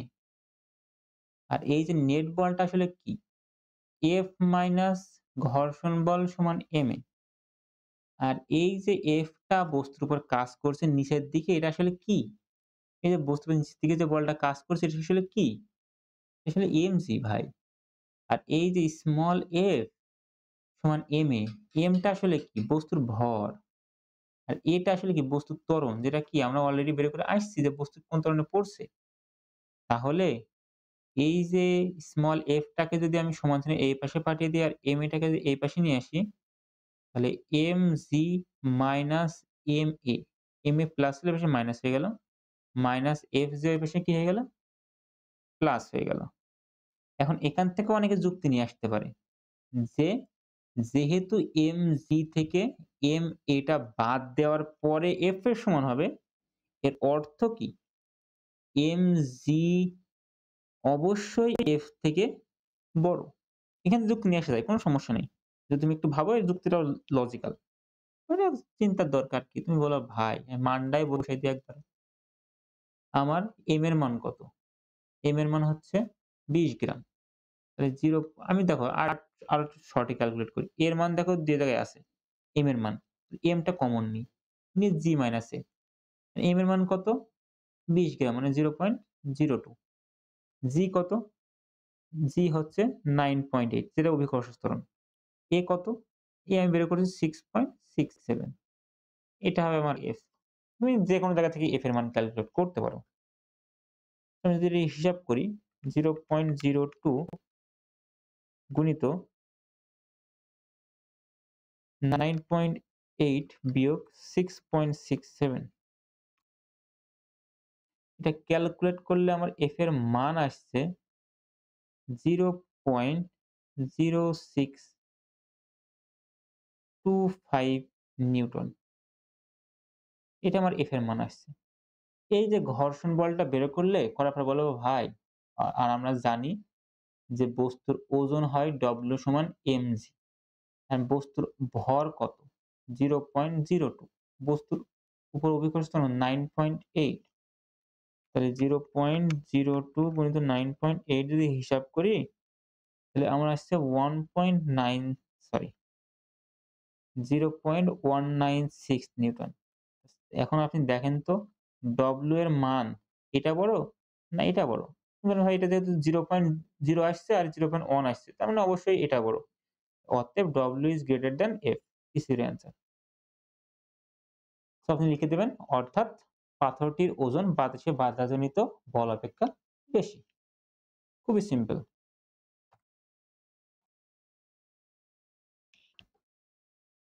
প্রশ্ন কি বলছে? ৫ গ্রাম ভরের একটি বস্তু আছে। একে ৬০ মিটার পার সেকেন্ড বেগে ভূমির সমান্তরালে নিক্ষেপ করা হলো। ভূমির সমান্তরালে মানে কি? এইভাবে। ভূমি ভূমি যদি এই হয়, ভূমির সমান্তরালে এভাবে নিক্ষেপ করা হয়েছে। কারণ ভূমির সমান্তরালে বলতে ভূমির ওপরে কিনা তা বলেনি। বাট এটা বোঝাইতে চাইছে যে ভূমির উপরে নিক্ষেপ করছে। কারণ ভূমির উপর দিয়ে নিক্ষেপ করলে এটা প্রজেক্টাইল হয়। এটা নিয়ে আমাদের কলেজে ডিসকাস করব। এখন এই বস্তুকে ভূমির সমান্তরালে নিক্ষেপ করা হয়েছে কত বেগে? ৬০ মিটার পার সেকেন্ড বেগে। এই বস্তুর ভর কত? বস্তুর ভর হচ্ছে ৫০ গ্রাম। ৫০ গ্রামকে কেজিতে নিলে কত হয়? 0.05 কেজি। তুমি ট্রাই করে দেখতে পারো। ১০০০ দিয়ে ভাগ করে। এখন বলছে যদি বস্তুটি যদি সমবেগে গতিশীল থাকে তবে ৪ সেকেন্ডে এটি কত দূরত্ব অতিক্রম করবে? সমবেগে বললে কি? একদম ছেলেপেলের জিনিস এগুলো। S সমান VT কারণ সমবেগের ক্ষেত্রে একই সূত্র। V এর মান কত? ৬০। T এর মান কত? ৪। ৪ ছক ২৪। ২৪০ মিটার। ৩ মার্ক শেষ। ওগুলো কোনো অঙ্কই না। ঘ বলছে বস্তুটিকে 9 নিউটন 9 নিউটন বাধাদানকারী বল প্রয়োগ করে ১০ মিটার দূরত্বে থামানো সম্ভব কিনা? থামানো যাবে কিনা? কত মিটার দূরে? ১০ মিটার দূরে। S দেওয়া আছে। বাধাদানকারী বল কত? ৯ নিউটন। তাহলে বলবা ভাই এই বস্তুর উপরে মোট বল কাজ করছে কয়টা? জাস্ট ঘর্ষণ বল। আমি কিন্তু কোনো বল প্রয়োগ করিনি। হ্যাঁ, আমি একটা বেগে ছেড়ে দিচ্ছি কিন্তু আমি কোনো বল প্রয়োগ করিনি। ওই সার্টেন টাইমে আমার হয়তো বল প্রয়োগ করা ছিল কিন্তু যখন নিক্ষেপ করেছি ৬০ মিটার পার সেকেন্ড বেগে তখন কিন্তু আমি কোনো বল প্রয়োগ করিনি। জাস্ট ঘর্ষণ বল প্রয়োগ করেছে ৯ নিউটন। তাহলে ঘর্ষণ বলের ফলে এর কি হবে? বেগের মান কমবে। এবং বস্তু কারণ সামনের দিকে যেহেতু পিছের দিকে ঘর্ষণ বল কাজ করছে একসময় যেয়ে থেমে যাবে। অর্থাৎ v এর মান 0 হবে। আর u এর মান তোমার দেওয়া আছে কত? ৬০ মিটার পার সেকেন্ড। এবং আমার বলা হয়েছে যে s এর মান ১০ হবে কিনা সেটা বের করতে। আচ্ছা। এখন যেহেতু বস্তুর কি আছে? বেগের মানের পরিবর্তন হয়েছে তার মানে ত্বরণ আছে। তাহলে ত্বরণটাকে বের করতে হবে। ত্বরণ কি করে বের করব? তুমি বলবা ভাই সেই তো দেখাই যাচ্ছে যে F নেট সমান ma একটা আমরাও করি। F নেট কি? F নেট হচ্ছে প্রযুক্ত বল মাইনাস ঘর্ষণ বল ইকুয়াল ma। প্রযুক্ত বল আমি তো কোনো বল প্রয়োগ করিনি। তাহলে 0। ঘর্ষণ বল কত? ঘর্ষণ বল ৯ নিউটন। ব্যাক লেখার দরকার নেই। m এর মান কত? m কয় কেজি? ৫০ গ্রাম। তাহলে 0.05 কে বের করতে হবে। তুমি যদি এখানে 9 ভাগ 0.05 লেখো তাহলে এর মান পেয়ে যাবা। এবং এখানে মন্দন হবে এটা ফর সিউর। 9 ভাগ 0.05 তাহলে এখানে আসছে -১৮০ মিটার পার সেকেন্ড স্কয়ার হবে এর মান। অর্থাৎ বস্তুর ত্বরণ থাকছে এত নিউটন। ঠিক আছে? এখন এই ত্বরণে ত্বরণ বলতে এটাকে আসলে মন্দন। এটাকে ত্বরণ বলা সমস্যা না বাট মন্দন বলা যায়। এখন আমি U জানি, V জানি, A জানি। আমার বের করতে হলে S এর মান। কারণ S দেখতে হবে ১০ মিটার কিনা। আমি সূত্রে ফেলে দিই। S ইকুয়াল কোনটা ফেলবো? U2 প্লাস হাফ এর স্কয়ার। কি তো জানা নেই। এটা ফেললে লাভ নেই। V square equal U square plus 2AS। V এর মান কত? তুমি বলবা ভাই V তো 0। U এর মান কত? বলবো ভাই U তো ৬০ তো স্কয়ার 2 এর মান কত? -১৮০ S এর মান কত? ভাই বের করব। 0 ৬ ছক ৩৬ ২ গুণ ০ প্লাসে মাইনাসে মাইনাস ১৮ দুগুণে ৩৬ S এই ৩৬০ এস বিয়োগ আকারে আছে এভাবে নিয়ে এই সমান এই পাশে নিয়ে আসি তাহলে যোগ হয়ে যাবে না। ৩৬০ এস সমান 3600 তাহলে এস সমান হচ্ছে কত? ৩৬০০ ভাগ 36 এই ০ এই ০ কাটা ৩৬ থেকে ৩৬ তাহলে ১০ মিটার। অর্থাৎ তুমি যদি একটু খেয়াল করো যে বস্তুটা ১০ মিটার দূরত্বে থামানো সম্ভব। ১০ মিটারে কি হচ্ছে সে থেমে যাচ্ছে এবং বেগ 0 হয়ে যাচ্ছে। খুবই সিম্পল।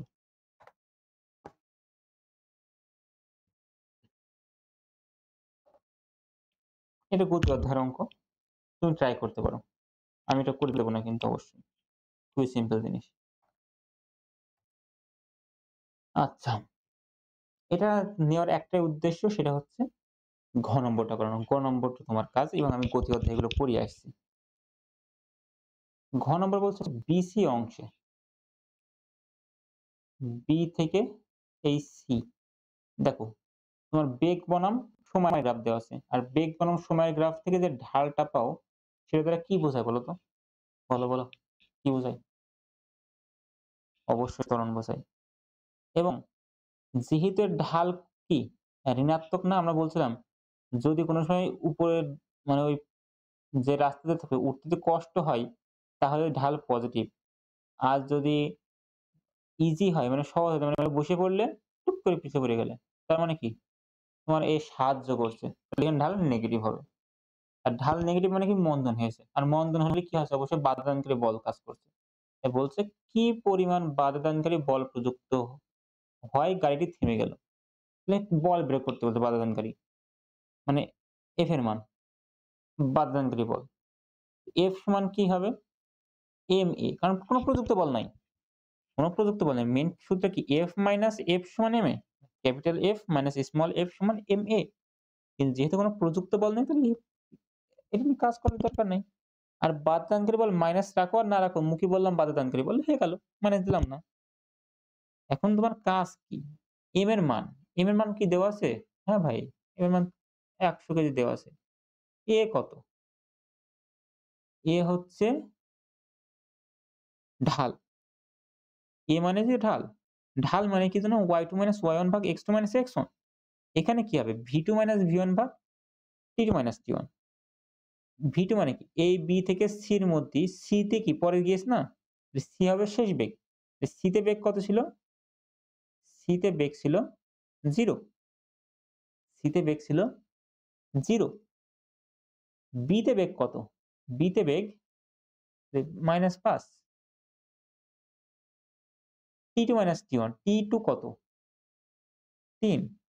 T1 কত? ২। এখানে লিখে দিচ্ছি V2 V1 ভাগ T2 T1 তাহলে ১০০ গুণিত -৫ ভাগ ১ ৩ থেকে ২ বিয়োগ করলে ১ হয়। তার মানে -৫০০ নিউটন। এইটাই তোমার বাধাদানকারী বল। খুবই সিম্পল অঙ্ক। বাট গ্রাফ হিসেবে করে দিলাম। এটাই তোমার কাজ।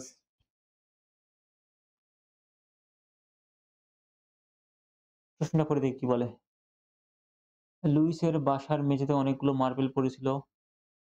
অন্ধকারে চলার সময় লুই মার্বেলগুলো খেয়াল না করায় সে পিছলে পড়ে যায়। কারণ ঘর্ষণ অনেক কম। ওকে, রোলিং হচ্ছে। একটি মার্বেলের ভর ১০ গ্রাম। লুইসের প্রয়োগকৃত বল ২০ নিউটন হলে ২০ নিউটন ছিল, যা মাটির উপর 0.1 সেকেন্ড সময় ক্রিয়ারত ছিল। তাহলে ২০ নিউটন বল এত সেকেন্ড ধরে কাজ করছে। কোন সমস্যা নেই। মার্বেলটির ভরবেগের পরিবর্তন কতটুকু হয়েছে? মার্বেলের ভরবেগের পরিবর্তন কতটুকু হয়েছে? তাহলে মার্বেলের ভরবেগের পরিবর্তন কতটুকু হবে? আমরা এর আগেই বলেছি F সমান ভরবেগের পরিবর্তনের হারকেই বলে বল। তুমি যদি এই ডেল্টা টি কে এভাবে সরায় নিয়ে আসো তাহলে F ইনটু ডেল্টা টি সমান হবে ভরবেগের পরিবর্তন। যেটাকে তুমি mv মাইনাস mu চাইলে বলতে পারো। আমার কিন্তু ভরবেগের পরিবর্তন বের করতে বলছে বাট আমার শেষ বেগ আর আদি বেগ কিন্তু দেয়নি। ধরলাম মার্বেল দাঁড়িয়ে ছিল আদি বেগ 0 বাট শেষ বেগ কিন্তু আমার জানা নাই। ফলে আমি এই ফর্মুলা ব্যবহার করে বের করতে পারছি না। বাট আমার দেওয়া আছে যে আমি কত নিউটন বল প্রয়োগ করছি। আমি বল প্রয়োগ করছি কয় নিউটন? 20 নিউটন। কত সেকেন্ড যাবৎ মার্বেলের উপর বল প্রয়োগ করছি? দেখো তো লেখা আছে। 20 নিউটন বল প্রয়োগ করছি কত সেকেন্ড ধরে? 0.1 সেকেন্ড ধরে আমি বল প্রয়োগ করছি। যেটা আমার কি হবে? ভরবেগের পরিবর্তন। এবং এটা যদি তুমি হিসাব করো কত হচ্ছে? 2 কেজি মিটার পার সেকেন্ড হবে ভরবেগের পরিবর্তন। ঠিক আছে? এবং উপরে যেটা যে সূত্রখান দেখছো, এটাকে বলা হয় ইম্পালস মোমেন্টাম থিওরি। বড় হলে তোমাকে শেখাবো। Impulse momentum theorem. ঠিক আছে?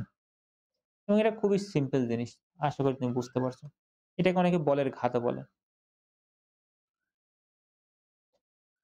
এখন বলছে, যদি মার্বেলটি 10 গ্রাম ভরের একটি স্থির বস্তুর সাথে এত বেগে ধাক্কা খেয়ে স্থির হয়ে যায় তাহলে শেষ বেগ কত? সেটা সংঘর্ষের অঙ্ক। যেহেতু এটা সংঘর্ষের অঙ্ক আমরা যখন সংঘর্ষ টপিকে যাব তখন এটা ডিসকাস করব। কারণ আমার ফর্মুলায় লাগবে। তার আগে আরো দেখি সিমিলার কোনো অঙ্ক আছে কিনা। আচ্ছা, প্রশ্নটা কি বলছে? একটা বস্তু আছে ই ইনিশিয়াল ভেলোসিটি 0। এই যে এখানে দেখো। প্রশ্ন করা বুঝতে হবে তো যে এটা p ভরের বস্তু আছে। যার ভর কয় কেজি? 5 কেজি। এবং এই যে নিচে ঘর্ষণ বল কত? 10 নিউটন। তাহলে এবং p বস্তু বেগ কত? ইনিশিয়াল ভেলোসিটি বা আদিবেগ 0। যখন তুমি বল প্রয়োগ করছো F তখন 100 মিটার দূরে যাওয়ার পর তার বেগ হচ্ছে 40 মিটার পার সেকেন্ড। গ বলছে বলের মান নির্ণয় করো। তাহলে বলের মান যেহেতু বের করতে বলছে, কোন বল? তুমি যে বল প্রয়োগ করছো। কারণ এখানে দেখো F দ্বারা কি বোঝাচ্ছে? তুমি যে বলটা প্রয়োগ করছো। তাহলে তুমি বলো ভাই আর কত এক অঙ্ক? বলো ভাই F নেট সমান ma। আমি জানি এক অঙ্ক বাট প্রত্যেকটা অঙ্ক সেইম ইচ্ছা শক্তি নিয়ে করতে হবে। ঠিক আছে? হোক ইজি। F নেট সমান কি? প্রয়োগকৃত বল minus small f। Small f মানে কি? ঘর্ষণ বল সমান ma। এখন তোমার প্রয়োগকৃত বলের মান বের করতে হবে f এর মান। তাহলে মাইনাস f টার ভিতরে কি হবে? প্লাস হয়ে যাবে। অর্থাৎ ma প্লাস f। এখন তুমি যদি একটু খেয়াল করো f এর মান তোমার জানা, m এর মানও তোমার জানা, 5 কেজি বাট এর মান কিন্তু জানা নাই। তো এর মান বের করার জন্য কিছু দেখো তথ্য দেওয়া আছে তোমার। তোমার ওখানে দেখো দেওয়া আছে বস্তুটার বেগ কত ছিল? Initial velocity 0। ফাইনাল ভেলোসিটি বা শেষ বেগ কত? 40। আমি একটা লিখি।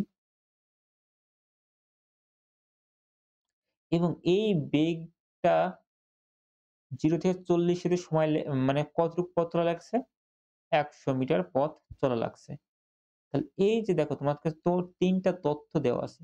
এই ৩ টা তথ্যের সাথে তুমি আশা করি এর মান বের করতে পারবা। ট্রাই করো। আমিও ট্রাই করি।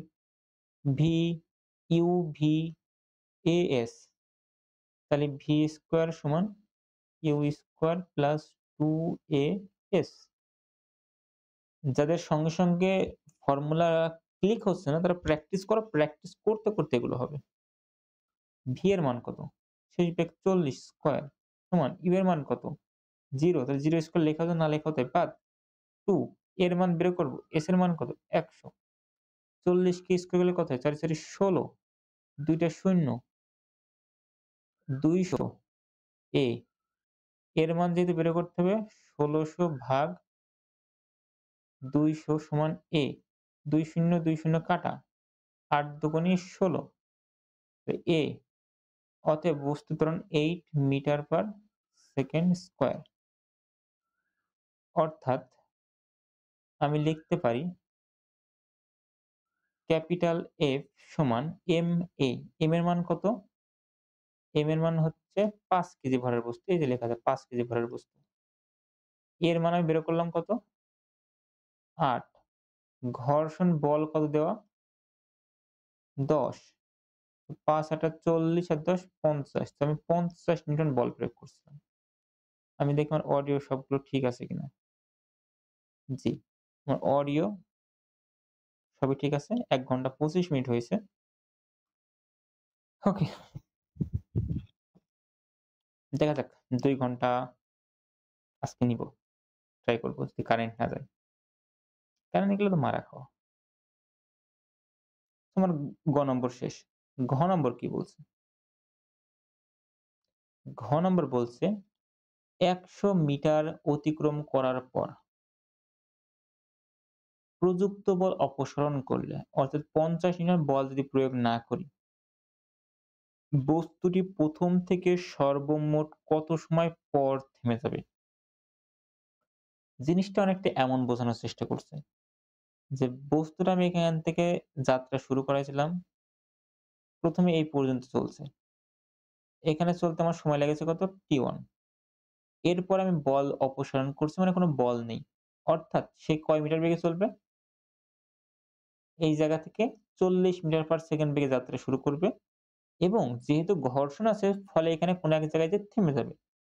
T1 থেকে এই জায়গা থেকে এইটুকু আসতে যে সময়টা লাগবে সেটা হচ্ছে T2 এবং বস্তুটা সে এখানে এসে কি হবে? থেমে যাবে। অর্থাৎ এই জায়গায় v প্রাইম সমান 0। এখানে তোমার v এর মান দেওয়া আছে অলরেডি ৪০ মিটার পার সেকেন্ড আর এখানে তোমার u এর মান 0।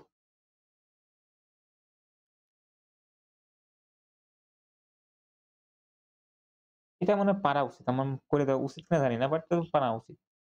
১ম কাজ হবে কি? T1 টা বের করা। তুমি না বুঝতে পারছো এখানে লিখছি দেখো। ১ম থেকে সর্বমোট কত সময় পর বস্তুটি থেমে যাবে? অর্থাৎ ১ম মানে কি? যাত্রা শুরু করছিলে কোন জায়গায়? যাত্রা শেষ হয়েছে কোন জায়গায়? এইটুকুর মধ্যবর্তী সময়। অর্থাৎ তোমার মোট টাইমটা চাচ্ছে। অর্থাৎ T1 প্লাস T2 চাচ্ছে। এখন T1 দেখো তুমি আগের তথ্যগুলো থেকে বের করতে পারছো। আমি রাফলি করছি, তুমি সুন্দরভাবে করো। আমার T এর মান বের করতে হবে। T কি করে বের করবে দেখো তো? U দেওয়া আছে, V দেওয়া আছে, A বের করছো। তাহলে কি লিখতে পারো? আমি এখানে যদি লিখি V equal U plus AT। V এর মান কত? শেষ বেগ তো অবশ্যই আমি যদি T1 নিয়ে যদি চিন্তা করছি, তাহলে শেষ বেগ আমার কত হবে? ৪০ হবে। আদি বেগ কত? 0। এর মান কত? ৮। T এর মান কত? বের করতে হবে। এটাকে আমরা T1 বলতে পারি। তাহলে ৮ এইটা তো বাদ। ০ লেখাও না লেখাও তা। ৮ এর ভাগ করলে কি হয়? ৫ ৮ ৪০। তাহলে ৫ সেকেন্ড সময় লাগছে ১০০ মিটার যেতে। খুবই সিম্পল অঙ্ক। কিন্তু পরবর্তী ক্ষেত্রে কি হবে? পরের টার্মে কি করবে? আমরা যদি T2 নিয়ে চিন্তা করি, T2 বের করার জন্য আমাদের তথ্য দেওয়া আছে কি? V এর মান ৪০ মানে যেটা আমরা আদিবেগ বলতে পারি পরের ক্ষেত্রে। আমার V প্রাইম মানে শেষ বেগ কত? 0। এখন যেহেতু বেগের পরিবর্তন হয়েছে এর মধ্যে একটা ত্বরণ আছে। এখন এই ত্বরণটা কত হবে? এই ত্বরণ কিন্তু অবশ্যই ৮ হবে না। কারণ কি? এই ৮ কিন্তু কখনোই হবে না এই জায়গায়। এটাকে আমরা A প্রাইম ধরলাম। কেন ৮ হবে না? কারণ এখানে আর কোন বল প্রয়োগ করা হচ্ছে না। যেহেতু এই যে পরের সময়টায় কোন বল প্রয়োগ করা হয়নি, অর্থাৎ শুধুমাত্র কি কাজ করছে এর উপরে? ঘর্ষণ বলটা কাজ করছে এবং ঘর্ষণ বল কাজ করার ফলে যে ত্বরণটা হচ্ছে সেটা হচ্ছে মন্দন হচ্ছে সেটা আমার বের করতে হবে। অর্থাৎ এর আগে যেমন করছিলাম F net সমান ma, F minus small f সমান ma। আমি একবার লিখলাম মাইনাস F সমান ma। মাইনাস F মানে ঘর্ষণ বল কত? মাইনাস F এর মান হচ্ছে 10 সমান m দ্বারা ভাগ করে দিলাম। m এর মান কত? ৫ কেজি। এর মান কত হবে? a সমান হবে -2 মিটার পার সেকেন্ড স্কয়ার। এই যে এর মানটা পেয়েছি,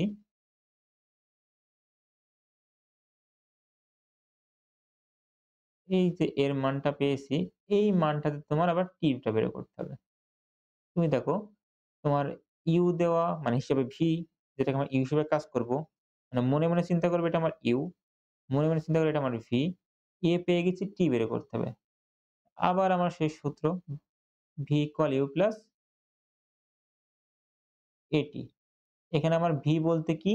শেষ বেগ কি? V prime. ইউ বলতে কি? আমার টি2 র ক্ষেত্রে আদিবেগ। টি2 র ক্ষেত্রে আদিবেগ কে হবে? ভি।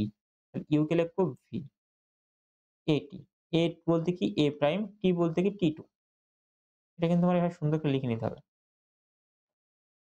এখন ভি প্রাইম বলতে কি? ভি প্রাইম বলতে কত? 0। ভি বলতে কত? 40 প্লাস এ বলতে কত? -2। তাহলে প্লাসে মাইনাসে মাইনাস দিয়ে একেবারে -2 লিখে দিই। এই এর মাইনাস আর এই 2 এর প্লাস। তাহলে প্লাসে মাইনাসে কি হয়? মাইনাস হয়। ইনটু টি2। এই -2 টি2 হয়ে যায় কি হবে? +2 টি2। তাহলে -2 টি2 প্লাস 2 টি2 হয়ে গেল সমান 40। এই 2 টা গুণাকার আছে টি2 এর সাথে। এই পাশে কি হয়ে গেল? ভাগ। তাহলে 20 দুগুণে কত হয়? 40। তাহলে 20 সেকেন্ড পর বস্তুটা থেমে যাবে। অর্থাৎ বস্তুর যে মোট সময় টি সেটা হবে টি1 প্লাস টি2। টি1 এর মান কত? 5 সেকেন্ড। টি2 এর মান কত? 20 সেকেন্ড। যদি ক্যালকুলেশন এ কোনো মিস্টেক করে থাকি তাহলে তুমি ঠিক কমেন্ট সেকশনে উল্লেখ করে দিও। 25 সেকেন্ড হবে তোমার অ্যান্সার। আশা করি বুঝতে পারছো।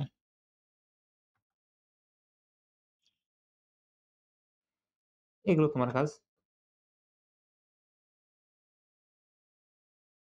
এই যে আরেকটু আগে যেটা করলাম যে উপর থেকে একটা বল পড়ছে টাইপের সেম অঙ্ক। তোমার বাড়ির কাজ। এটা আমি করব। এমন অঙ্ক আমি তোমাকে দেখাইছি যখন আমরা এই টাইপের পুলি নিয়ে কাজ করছিলাম। বাট এখানে একটু ডিফারেন্স আছে। যে কোনো একটা ক্যারেক্ট করে যে প্রশ্ন এবং কলেজে গেলে প্রচুর এমন অঙ্ক দেখবা।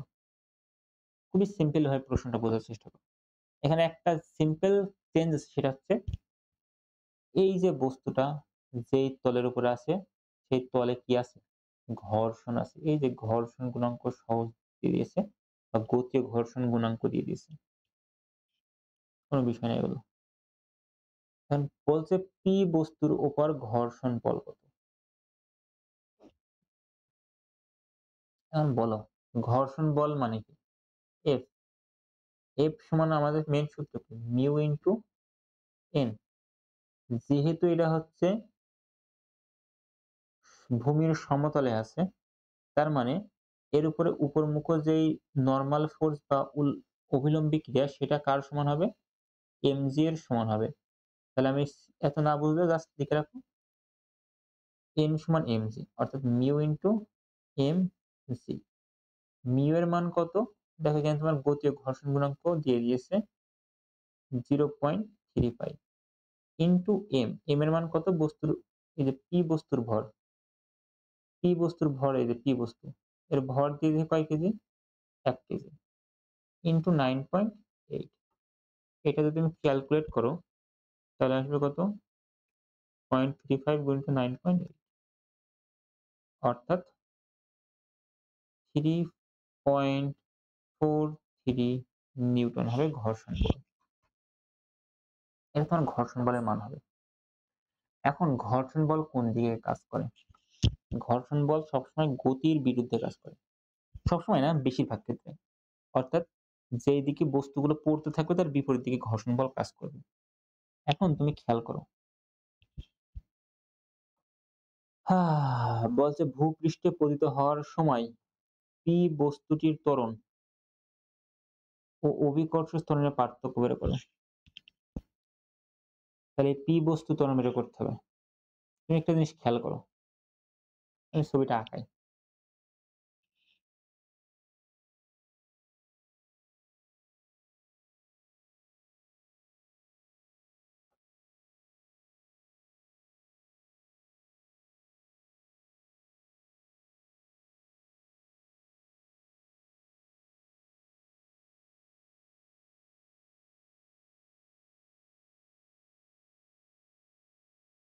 পি বস্তু।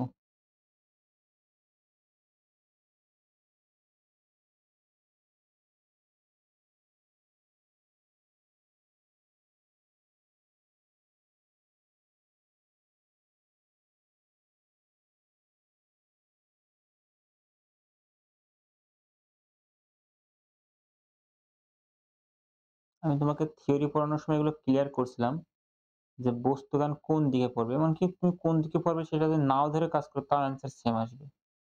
আমি এটা তোমাকে প্রপারলি করাবো।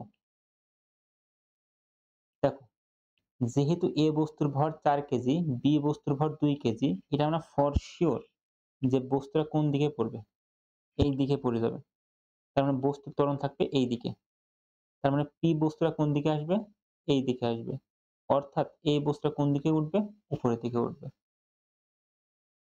তার মানে জিনিসটার মোশন হবে কোন দিকে? কোনভাবে? এইভাবে চলবে। ঠিক আছে?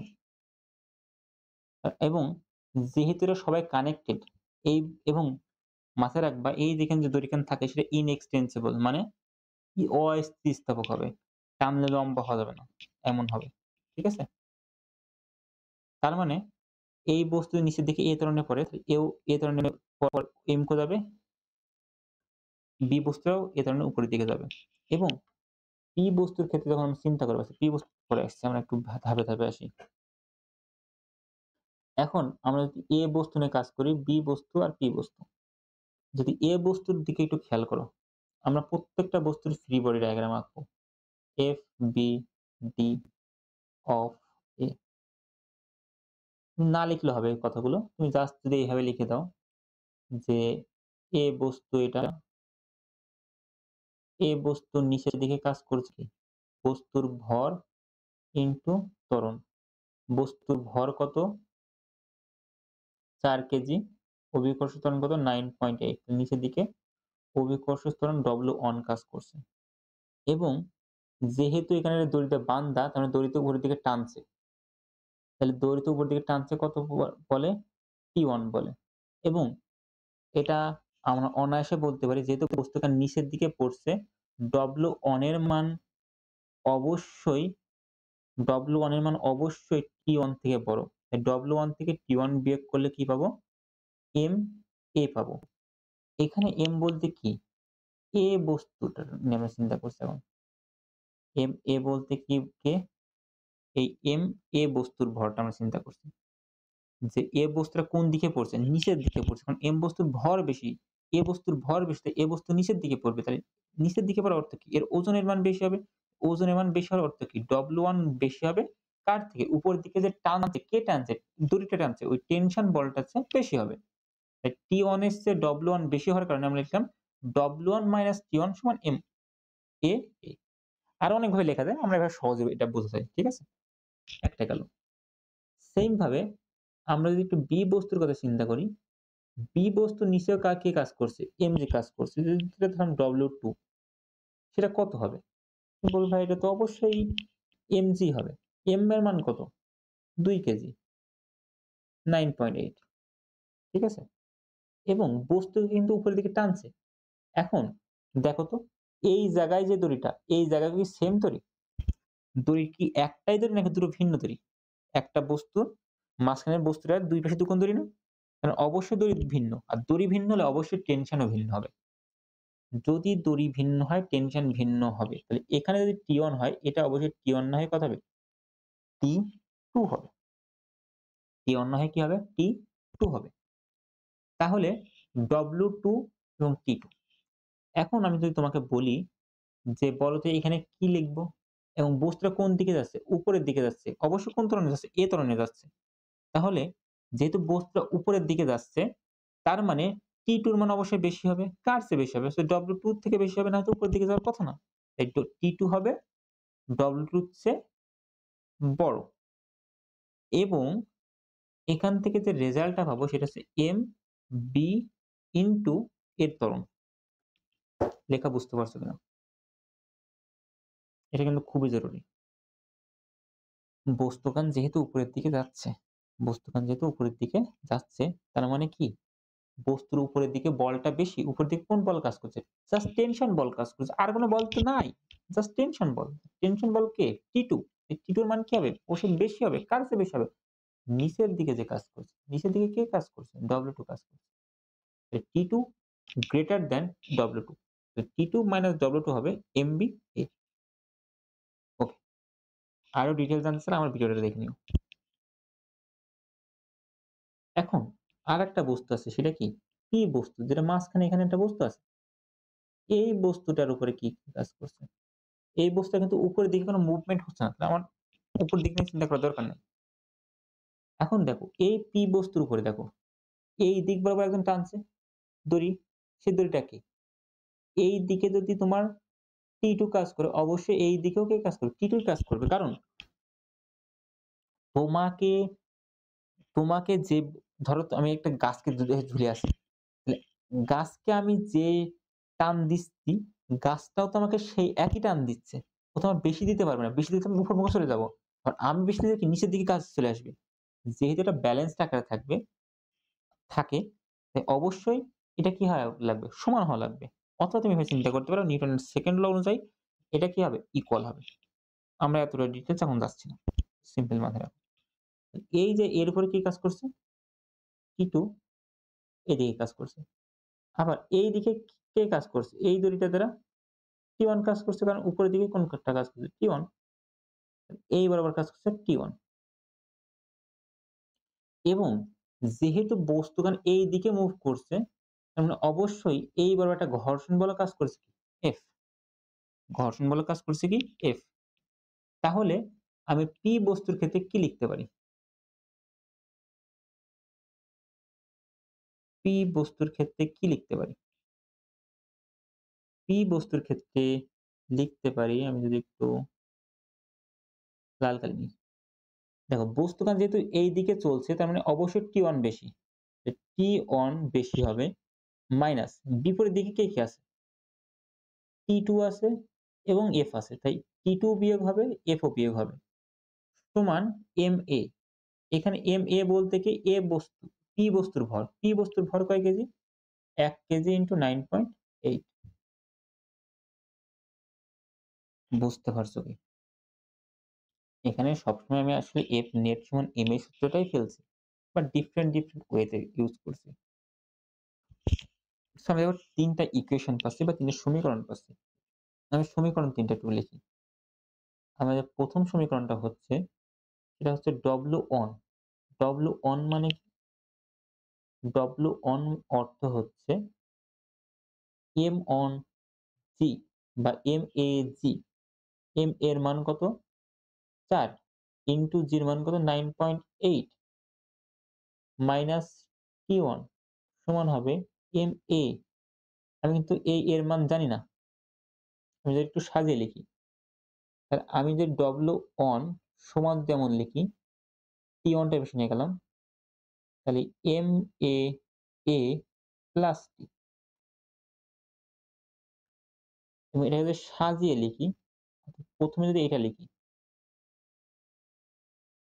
MA মানে কত? বস্তুর ভর হচ্ছে ৪ কেজি, A বস্তুর ভর ইনটু A বস্তুর ত্বরণ প্লাস টেনশন বল কত আমি জানি না সমান লিখতে পারবো কি W1 W1 মানে কত? 4 ইনটু 9.8 এটা একটা সমীকরণ পেলাম।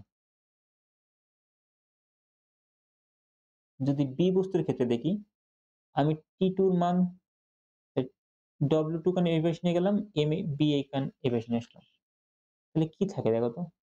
MB এর আগে কি আছে? প্লাস আছে, এই পাশে কি হবে? মাইনাস। তাহলে এটা T1 এটা T2 মাইনাস MB, MB মানে কত? B বস্তুর ভর। B বস্তুর ভর ২ কেজি। এই যে B বস্তুর ভর ২ কেজি। ইনটু এর ত্বরণ। ত্বরণ কত? এই B বস্তুর ত্বরণ A আমি জানি না ত্বরণের মান কত। ইনটু 2 ইনটু 9.8 এটা আমার ২ নম্বর সমীকরণ। এবং আমার 3rd যে সমীকরণটা আছে সেটা হচ্ছে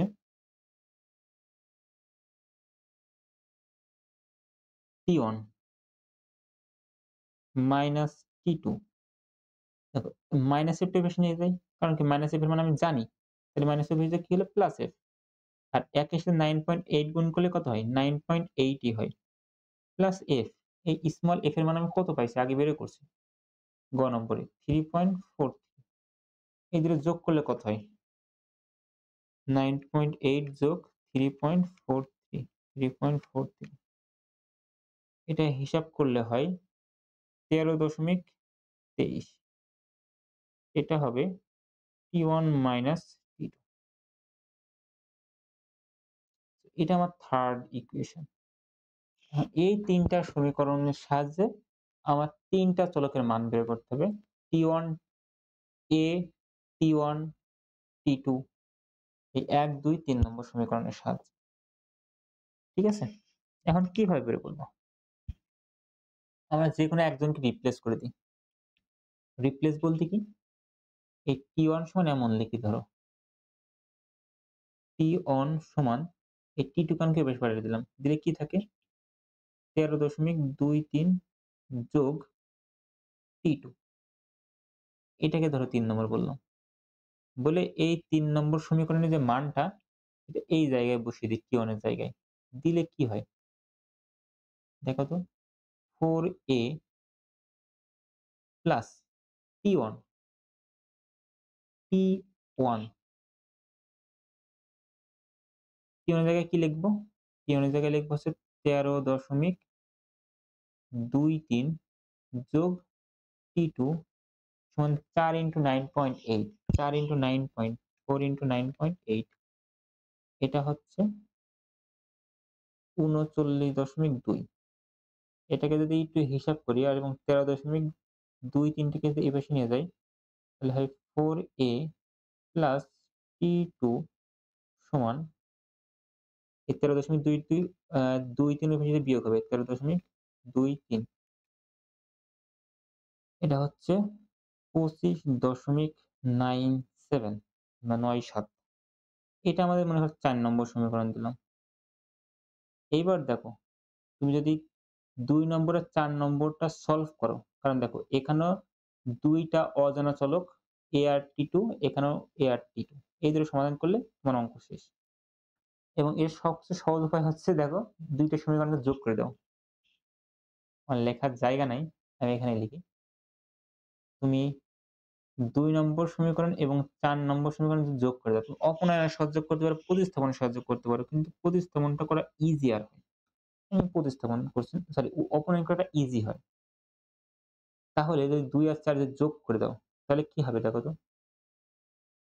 আচ্ছা ২ আর ৪ যদি যোগ করার আগে যদি ২ নম্বরের সাথে ২ গুণ করে দাও, ২ নম্বরের সাথে ২ গুণ করে দাও, তাহলে কি হচ্ছে দেখো তো? এখানেও ৪ টা A থাকছে, এখানেও ৪ টা A থাকছে। এটার আগে বিয়োগ, এটার আগে যোগ। তাহলে যোগ বিয়োগে কাটাকাটি। এখানে থাকছে কি? এটা তোমরা আশা করি সাধারণ গণিত থেকে শিখে আসছো। তাই 2T2 থাকে। এটাকে ২ গুণ করছি। সমান এখানে কি থাকছে? সিম্পলি এই যে আমি একটু দেখাই দিই। ২ যখন গুণ করছি এর আগে কি আসছে? ২ আসছে, এখানে ৪ হয়ে যাচ্ছে।